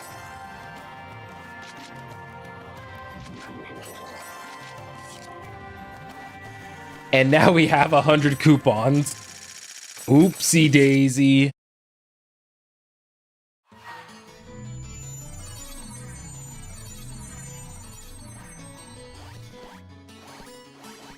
So now, because I have so many coupons, there are some items that I could effectively get for free.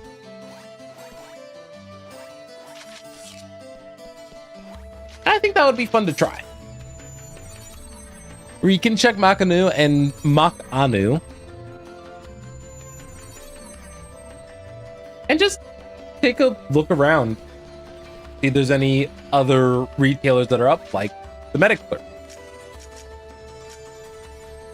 Because one of the things that we could do is buy out their stock of revive medicine for half off.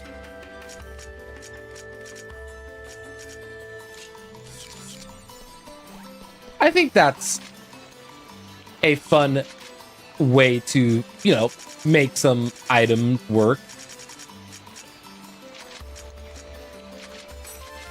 And now we're going to be selling all of our seals and stuff because these are items that I truly never see myself using.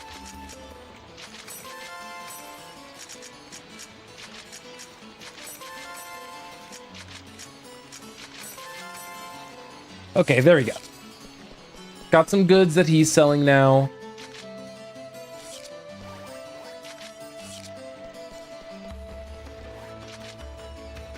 I don't think I've seen the Imperial Clerk around.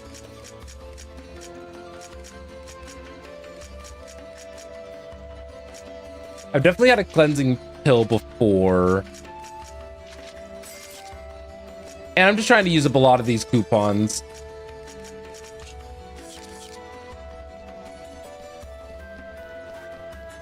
Okay. I think we're doing pretty okay. We got the Dark Goat. We still have one more cursed animal and then one more sorry, we have two more cursed no, we have one more cursed animal and then one more nice animal. Because we just did a D3. So we need F7 or D9.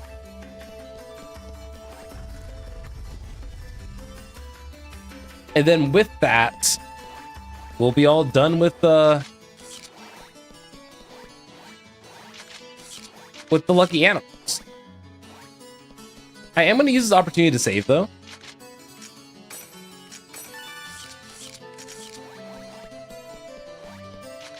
So let's see. Nope. Nope, we need F7.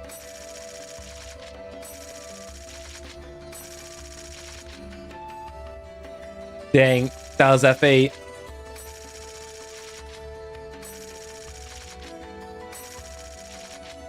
Come on. That's F9, not D9. Okay, F7. We can work with that. The two-tailed fox is here, and that's another one of the cursed animals.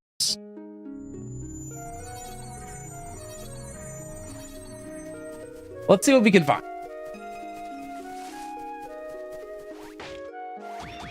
Well, in the process, let's get some gems. And then let's use this as an opportunity to also ride on our bike.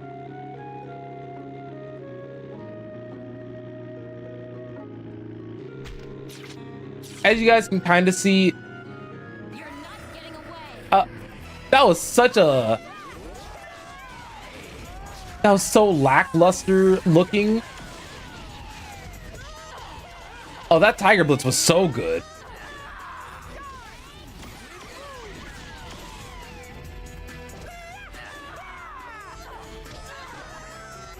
But yeah.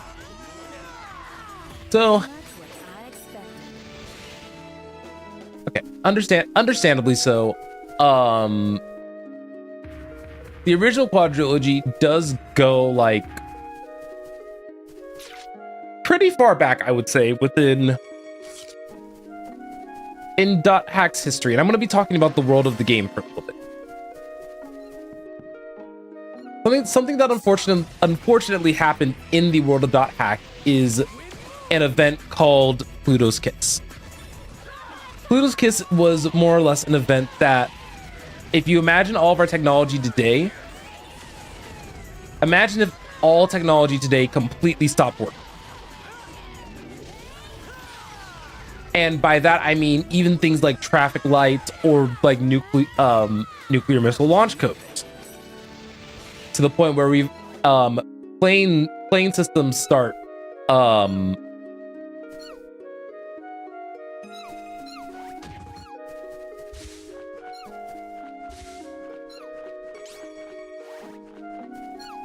where even plane systems start failing.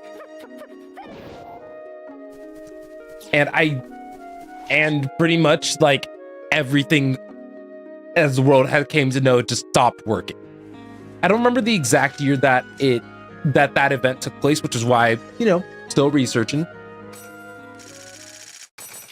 And so a lot of just the network had gotten shut down and was on very, very tight surveillance for quite some time until an operating system called Ultimate. So think Ultimate, but say Alt instead. All right. Now we just need D9. So I think it's probably gonna be better if I grab that myself.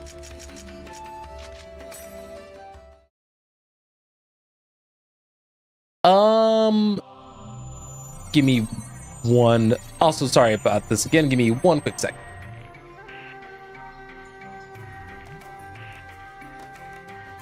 Yeah.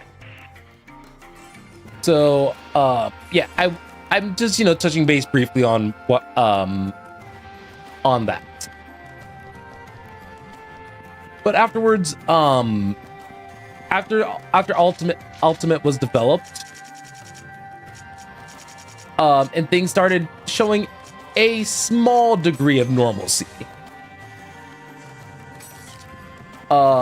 Ultimate was eventually sent out to the masses. It was advertised as an operating system that was immune to computer viruses. And I believe they initially had the data to back that up.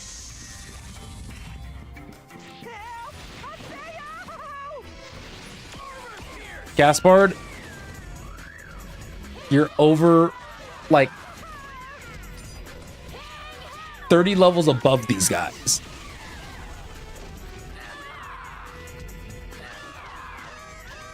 But after Ultimate kind of got adopted by the masses, the world was, I believe, one of the first games, if not the first game, that was released for the software, and it effectively was an MMO.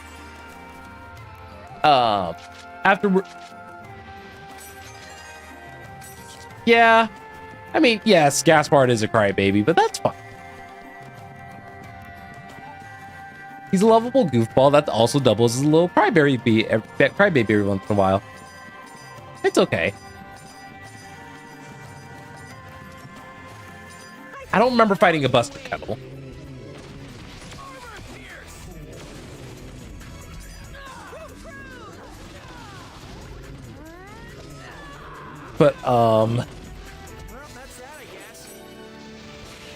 But then I would say that the world was, to my understanding, a massive success, and a lot of it was just due to the fact that it was the first game in quite some time.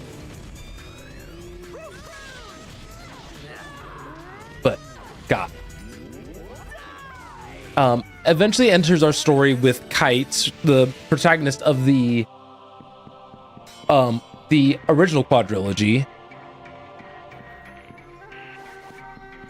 and all the actions that he had kind of dealt. Unfortunately, after the events of the original Dot Hack quadrilogy, so after Haseo wakes up, or Sora rather, A lot of the game's files were just corrupted beyond belief. If you've played the games, you know they were corrupted beyond belief. To the point where there's nothing stable about that game.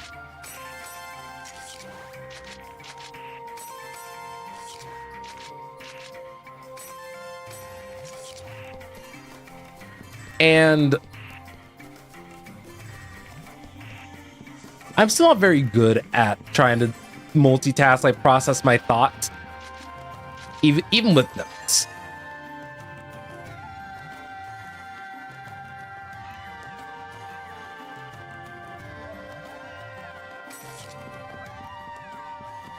Interesting.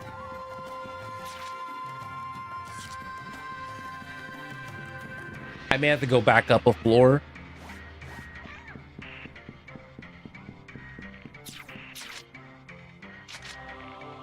Because, yeah. The Beast Temple, I imagine, is right there. Okay, tough guys, bring it on. You goblins asked for it.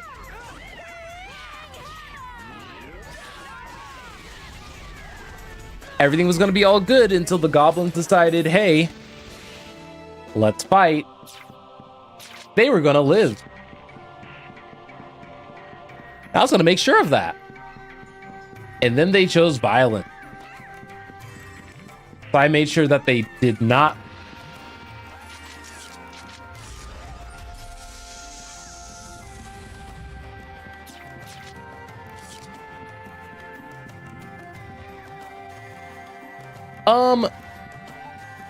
I have some experience with mecha game. Not a ton.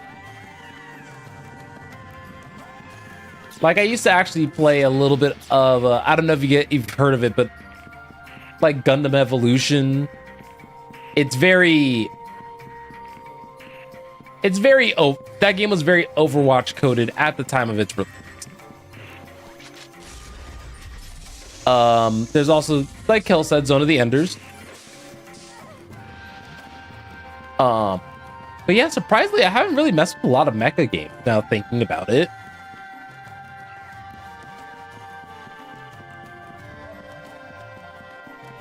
Yeah, I'm thinking like way. Yeah, surprisingly, no. I feel like that would be very near or up my alley.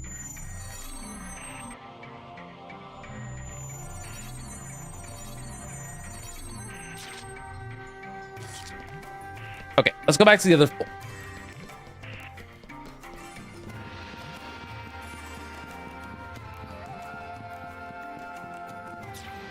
Oh, this is not going back to the other floor. Feels the first time I've actually used a return feather like all game.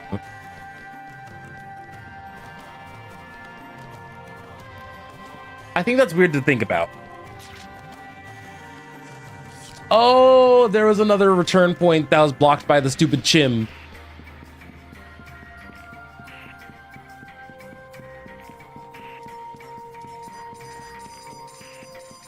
Okay, let's get out the way. Let's get out the way.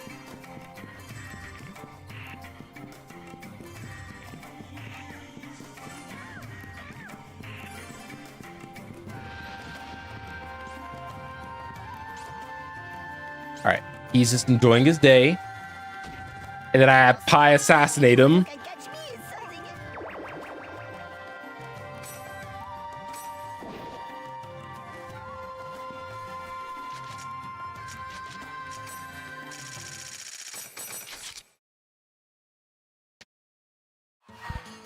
Okay. So that should be all the lucky animals. Probably right into the attic. Now that I've actually gotten all the lucky animals, I think that this is at least a good time to do some check-in related stuff. I'm going to start off with heading to the alchemy area first.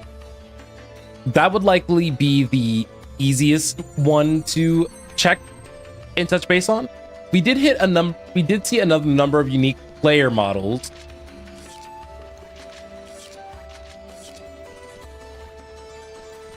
So we are almost done with Bickman's thing. The problem is that we're also slowly starting to run out of characters to see and run into.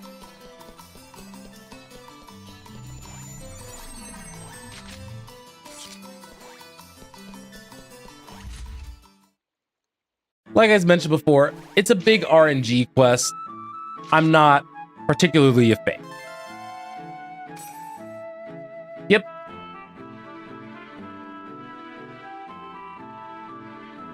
So there we go. We got the wild gear, which is not gear for us, I believe. Yeah, the wild rope, sorry. Curious, what's on it? Oh, max. I mean, I could probably... Gaspard and Adelie are the only people who could use that. Oh, that's interesting. I actually didn't know that. Okay. Let's see.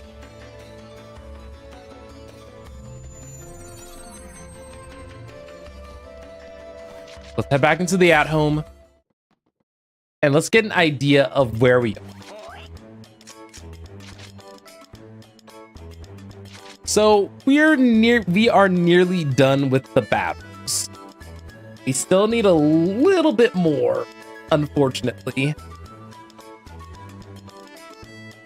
Because it looks like it counts each individual battle 1, the surprise attacks if I use Rengeki's mid-battle, and Awakening. That's not bad. But does doing the arena also count?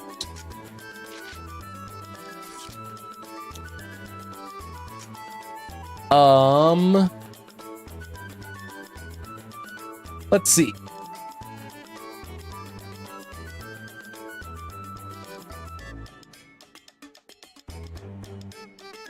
But I'd rather...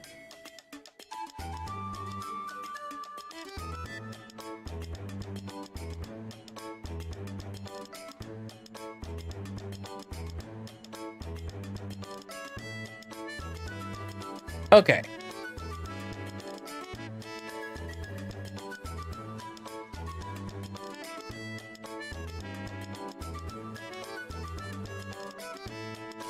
Let's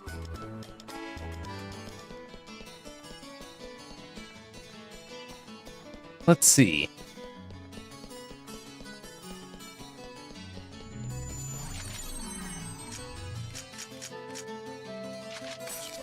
I think we should go on ahead and head over to the arena for now.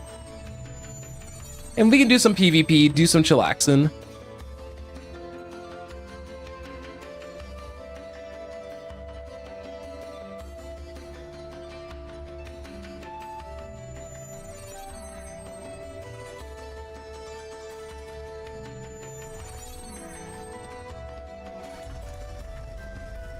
Yeah, I think going to the arena and taking a break from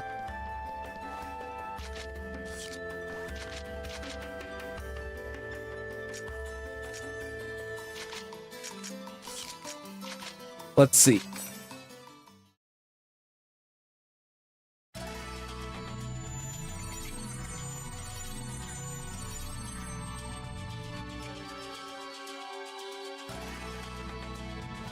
Let's look. Any of these NPCs new?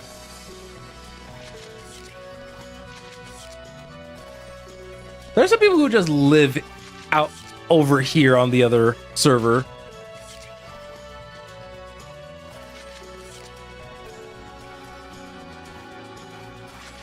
Oh, that's a new one. Yeah, these two are new.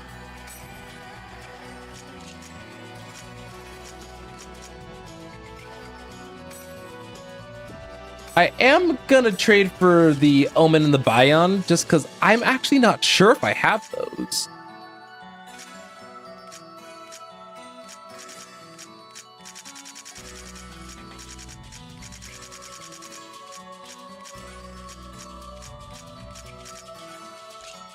Let's see. What could I get away with trading to?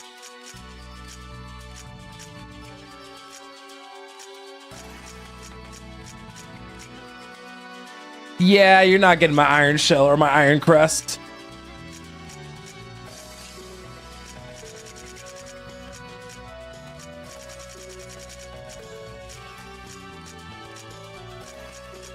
And I'm keeping all these Steam items.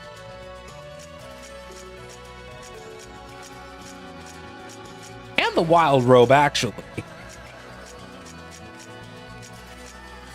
Oh, I don't need the Bayon. Looks like I just need the open.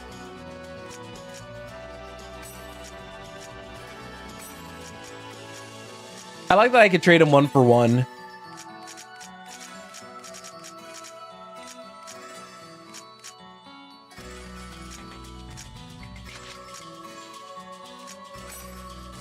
And I'll give him 2 revival medicines.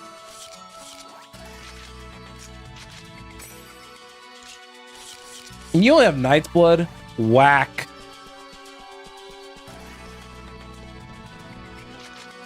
So now the goal here is going to be trying to max out the dual swords and the broadsword. It's not going to be perfect. So let's take out Gaspard.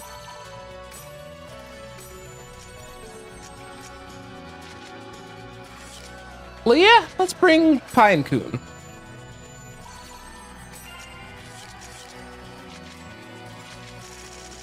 I think it's cool that I could actually PvP with them now.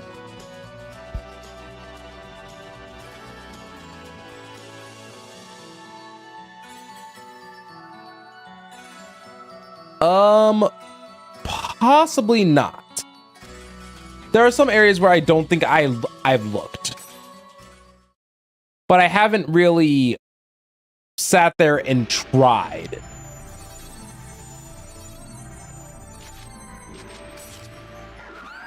Because I semi gave up on it. I will still like occasionally look to see if I got any new people.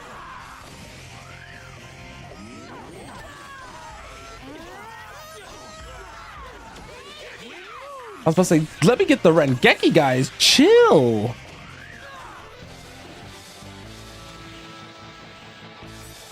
And we were about to get extra credit for what we were fighting for a second.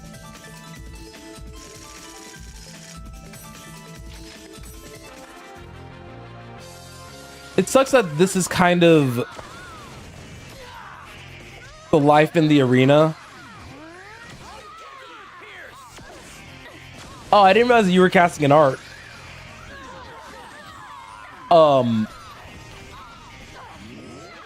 Nice. I like something that I do appreciate is that I like that they added in a sanctioned area for PvP.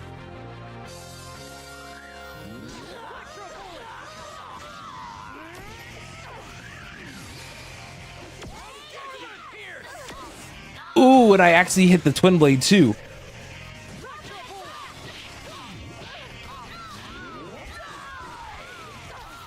Oh, this poor individual. Imagine getting up in this day and age. Also, I'm gonna feel bad for whomever is the Forest Soul is gonna have to deal with my Beast Awakening.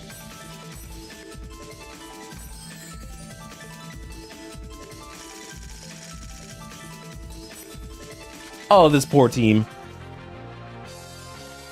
Oh.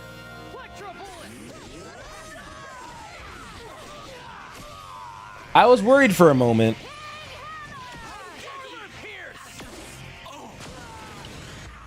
So Dot Hack Zero is currently going to be a new game.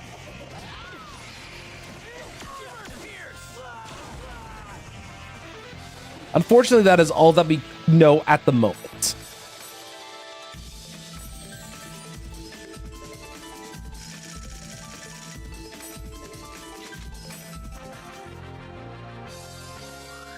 to Lord Partisan.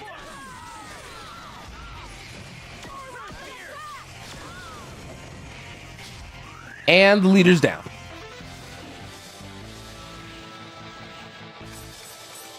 I feel like that was a tiny bit toxic.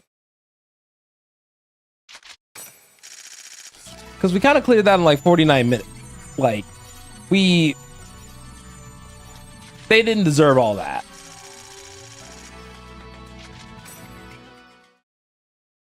But yeah, unfortunately, I don't know the fastest way to actually rank up the arena book.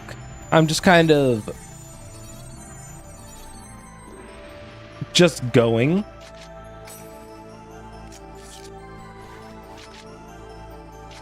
It should be on PC/console.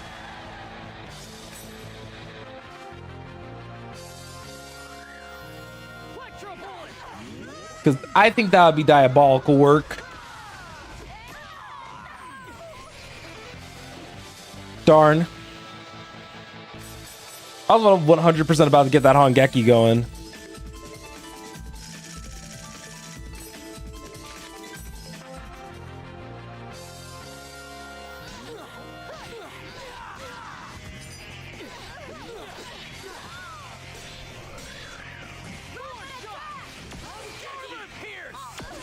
No, thank you, ma'am.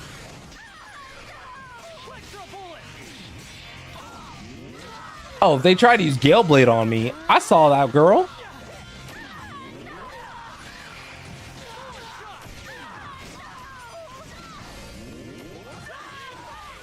Oh, that actually connected. Sweet. You are not casting heal on yourself, ma'am. You know, just for that, that was way too offensive.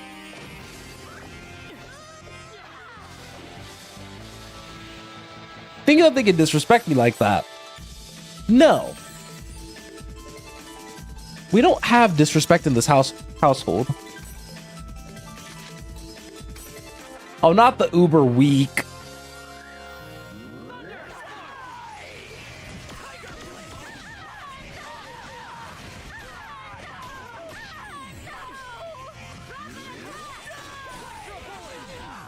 Who is screaming, oh no?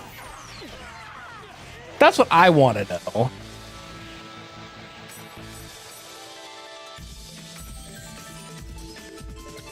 But I still feel like, obviously this game is still supposed to feel like a PvP encounter. But I mean, ultimately this is feeling very PvE, which is fine.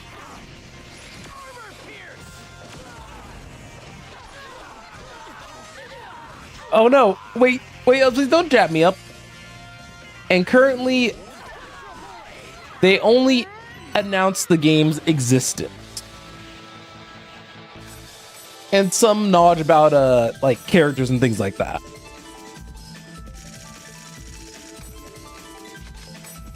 Unfortunately, we do not know too much more than that.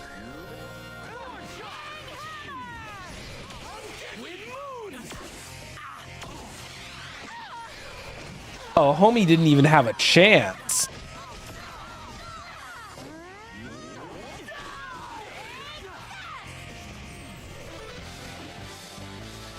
I don't know. This broadsword's kind of crazy.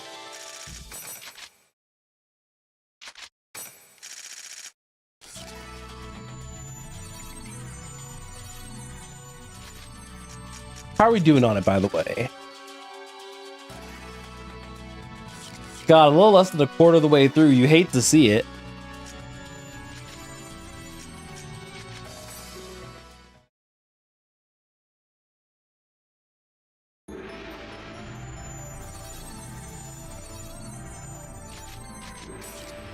So yeah, I'm opting to work on stuff like the bike and what's it called? I'm opting to work on things like the bike and the item collection off camera. I think I want to try to have the soft goal of being able to start volume 2 as early as tomorrow.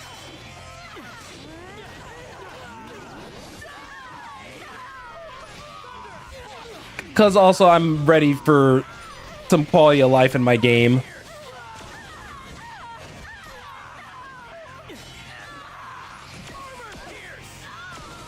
There we go. Oh no, wait.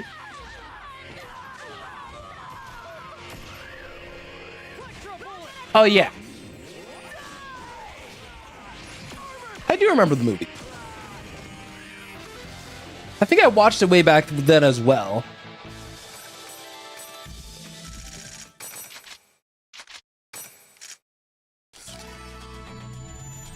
I don't know if that'll be faster.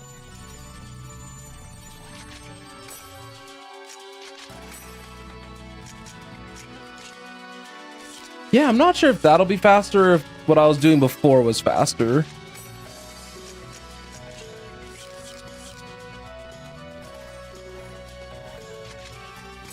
Not rental daughter's insane.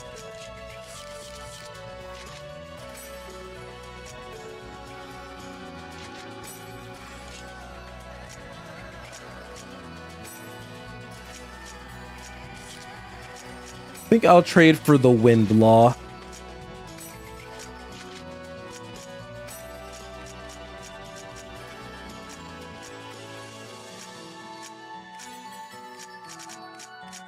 Oh, I'm almost capped out on health drinks.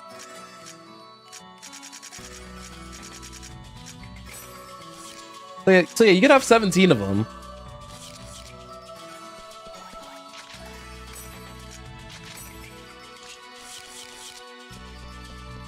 There was a nice handful of like people who I haven't interacted with over here.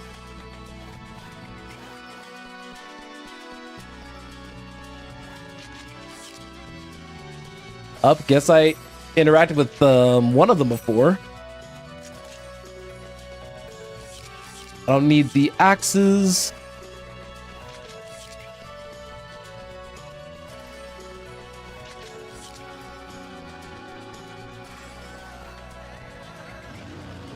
There's so many NPCs in this game. I think in the future also I will try my best to take care of all that all together, I guess.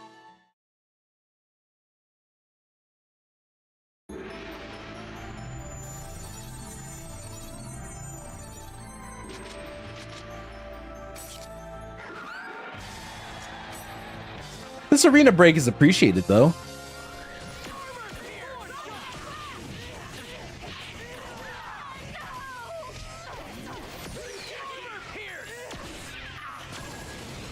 Oh, 327. Oh no.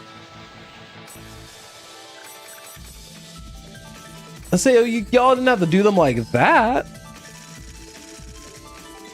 That was just straight up evil.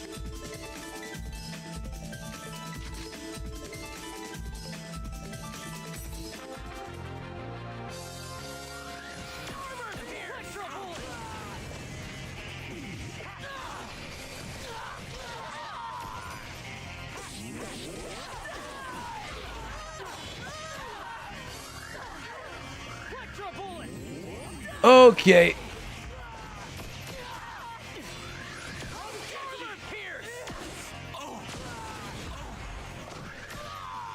Ooh. I'm glad the other team did it.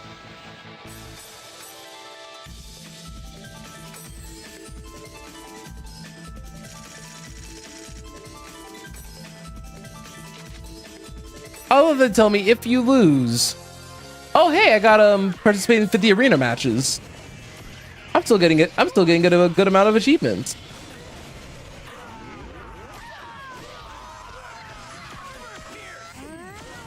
Rip Van Winkle.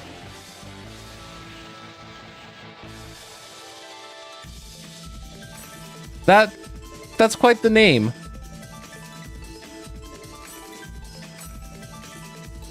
Yeah, I've been slowly learning that there's been a lot of dot hack media that I haven't seen. And I would consider myself a fan of the series.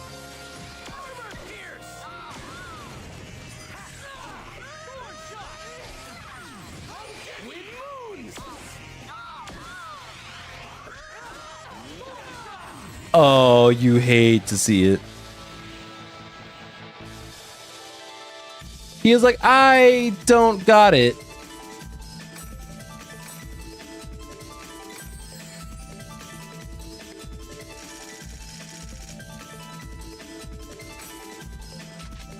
All right, this is level 50 match, so I do have to try to take this seriously, I think. As soon as I just start standing there.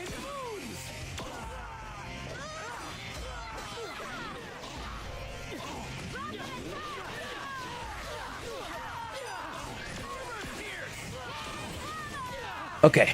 Okay. No, no, no, no, no, no, no, no, no, no, no. All right, beat him up. Reese's Puff, Reese's Puff.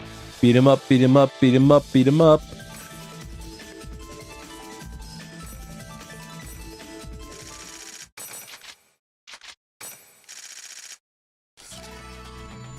I wonder how many of these I'm gonna have actually end up doing.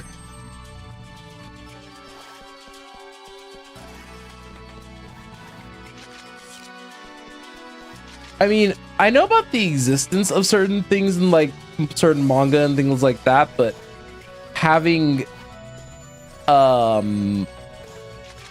actual, I guess, experience or having like actually consumed the media, that's where we're kind of at. Okay, so 2500. Okay, sounds good to me. God, even with 76 of these, here, have 30. You want them serums too? I can part way with like 16 of them.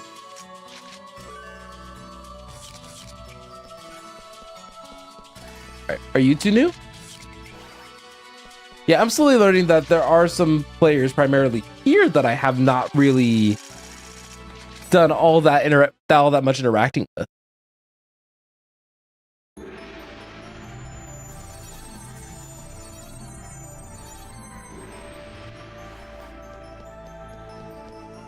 And it just makes me sad that I wish that there was a faster way.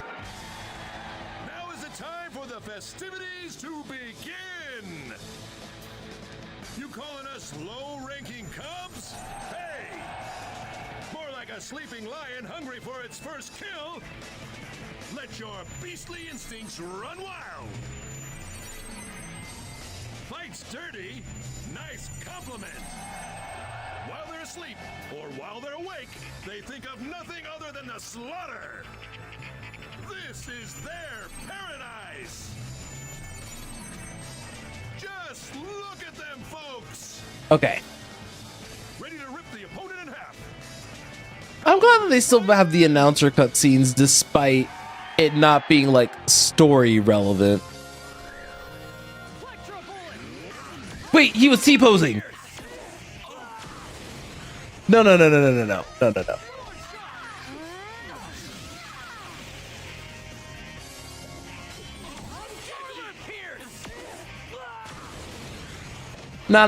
We don't T-pose here.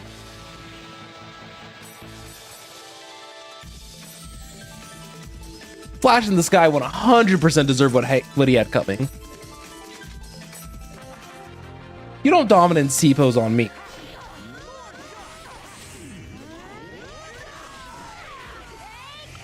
Oh.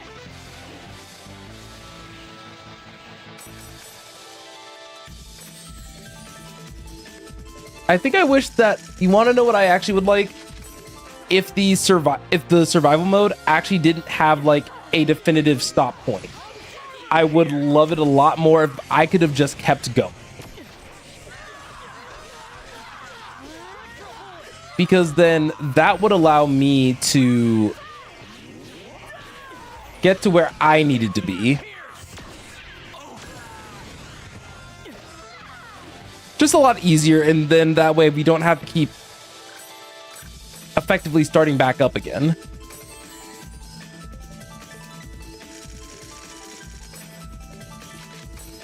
Oh, the healer is the leader, and you're the healer? Oh, imagine that.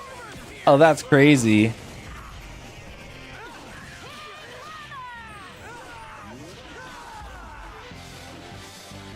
That's what I have to say. Beat up the other two. Mostly to just send them back.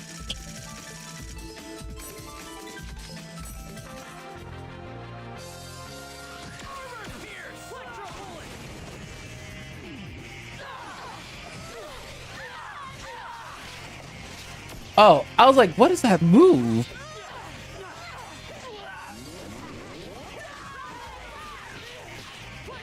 Ooh, pie. Good combo.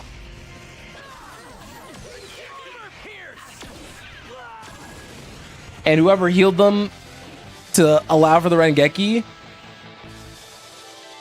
Diabolical work.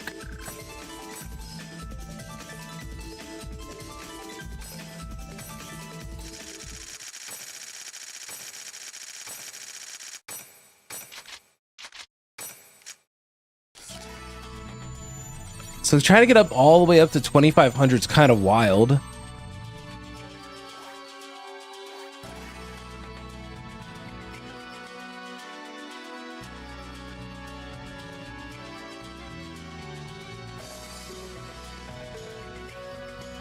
Okay.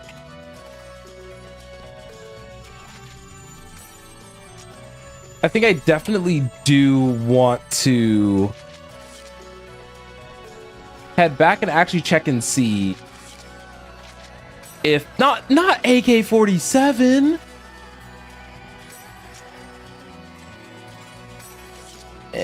I'll trade for this stuff. It's fine.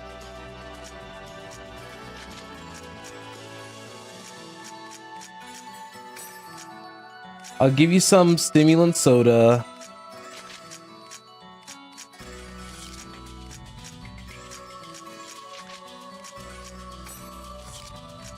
And oh god, I have too much items. It's fine. It's cool, I guess.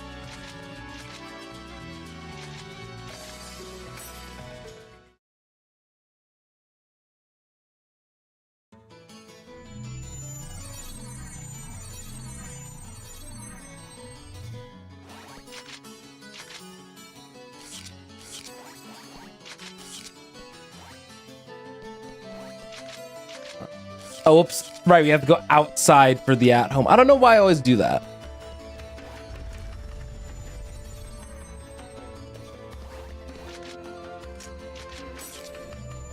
Hey, you love random tidbits of information.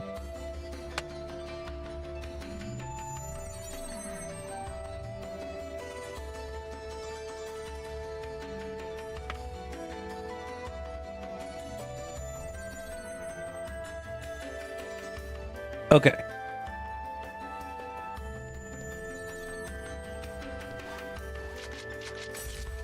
I just want to see if these battles have been counting for book 1. Oh, they have been.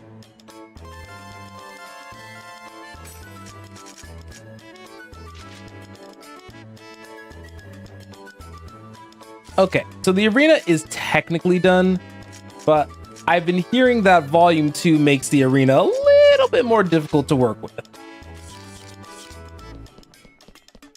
So I will continue that, but I will just do that off camera. So we're going to take a break from just doing actual gameplay, and we're just going to ride around my canoe.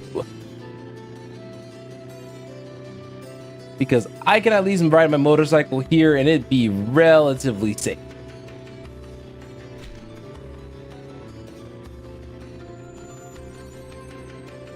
I'm like half kidding.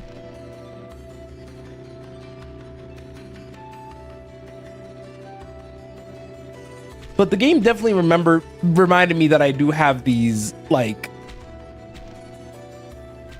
I do have this to worry about.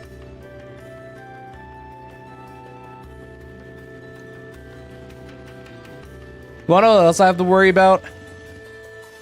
You.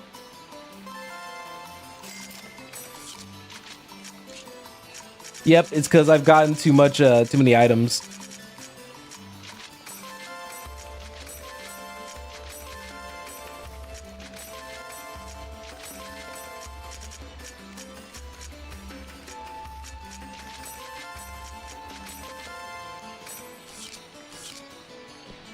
All right, got the opportunity to put some stuff up in the market, and now we're just gonna do, I think the Pokemon egg strat is what I'm gonna call this. So pretty much the idea is that this is a long straight shot.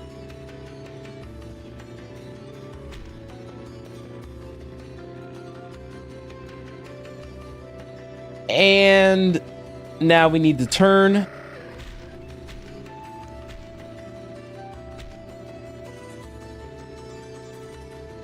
Except the turning with this is actually not great at all. But pretend like I actually had like a competent route. Like, this is pretty good.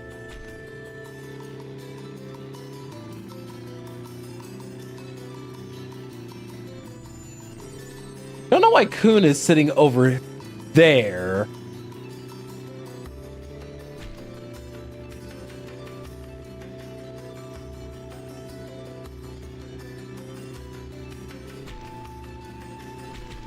But I think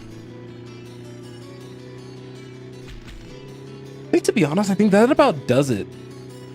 I think that tomorrow I am going to try to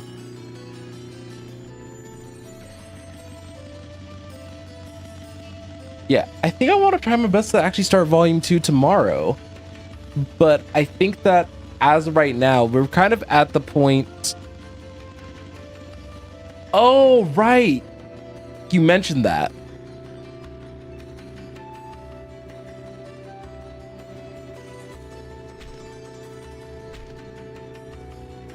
Okay, so go to open field and then surprise attack or attempt to hit things. Because I keep forgetting that I saw my battle thing. But I will say,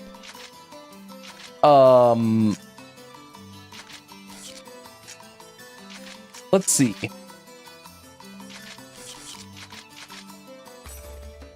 I should have Kun and Pie with me.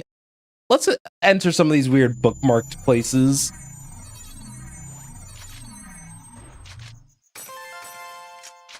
Okay, you say you got some great stuff. That stuff is in fact not all that great.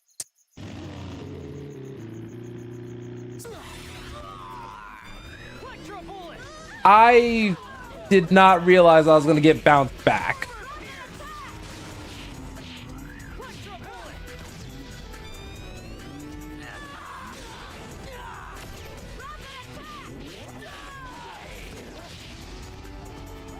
That was like slightly disappointing. It was like, I'm gonna run them over and get bounced back almost instantaneously. All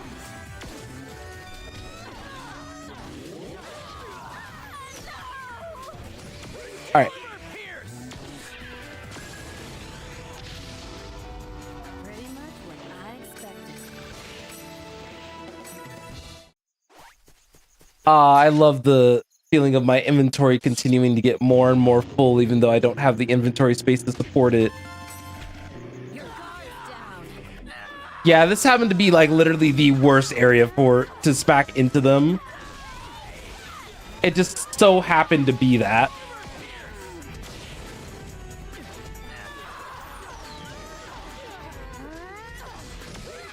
So I don't know why I still find these guys unshelled to be so unnerving to me.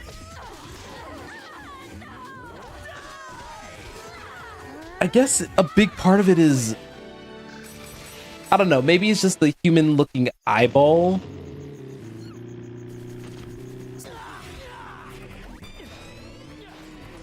Crazy work.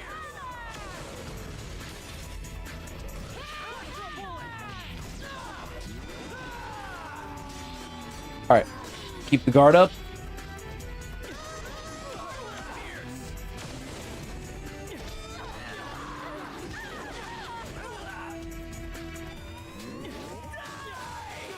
Okay, there we go. Okay, who's next? See, this would be hypothetical good experience for us.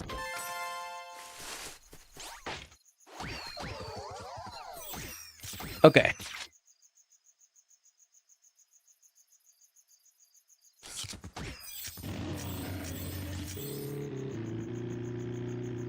Don't panic. Let's go in here. What are we helping with?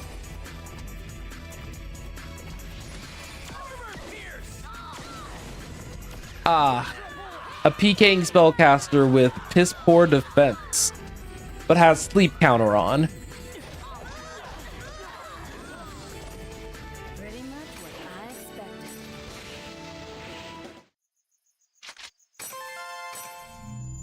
So I can't be too mad at helping out that poor player.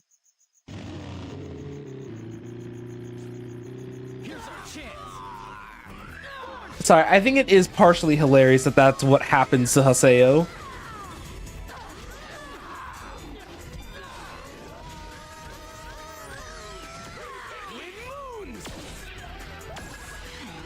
Still don't know why they all sound like that. It was adequate.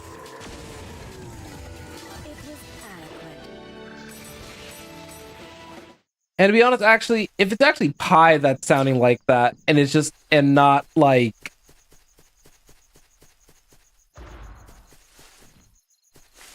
Don't cry later. Oh, great. You know, I should have expected the mob with the big old eye to notice me. Like thinking about it in hindsight.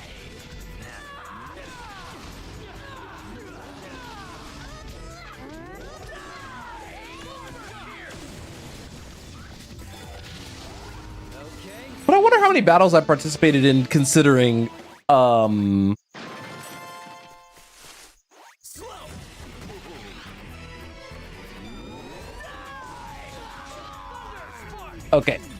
We're actually taking a good amount of damage.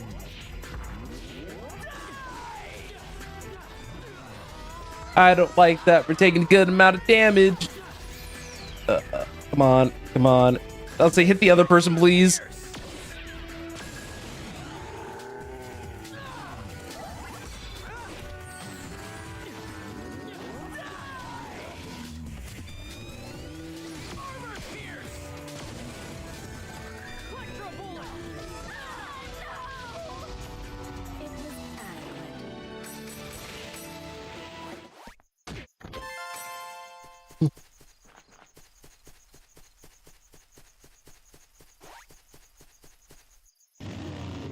So I realized that I accidentally developed the bad habit of just like walking around rather than getting on this flippin' bike.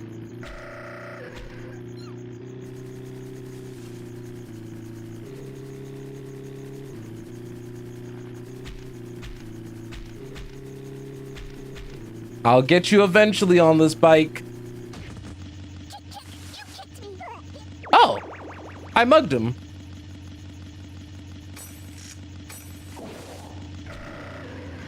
You know, that's a great question that unfortunately I do not have the answer.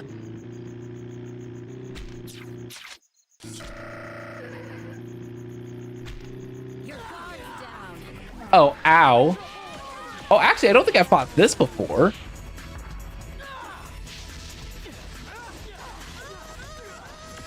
So, you know, it's a good thing that I came out over here.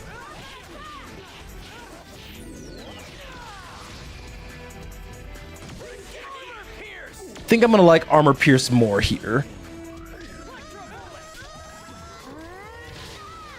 Well, that's that, I guess. That enemy did not get to do much, and that's okay.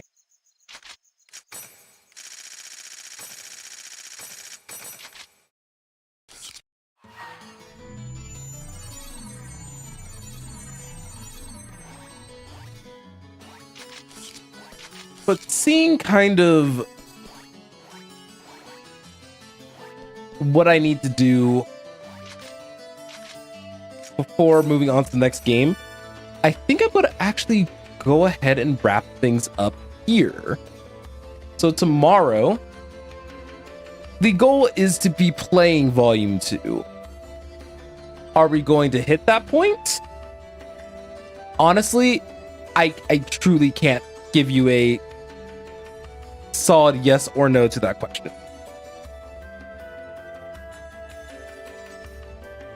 But I think that it should be more than easy enough.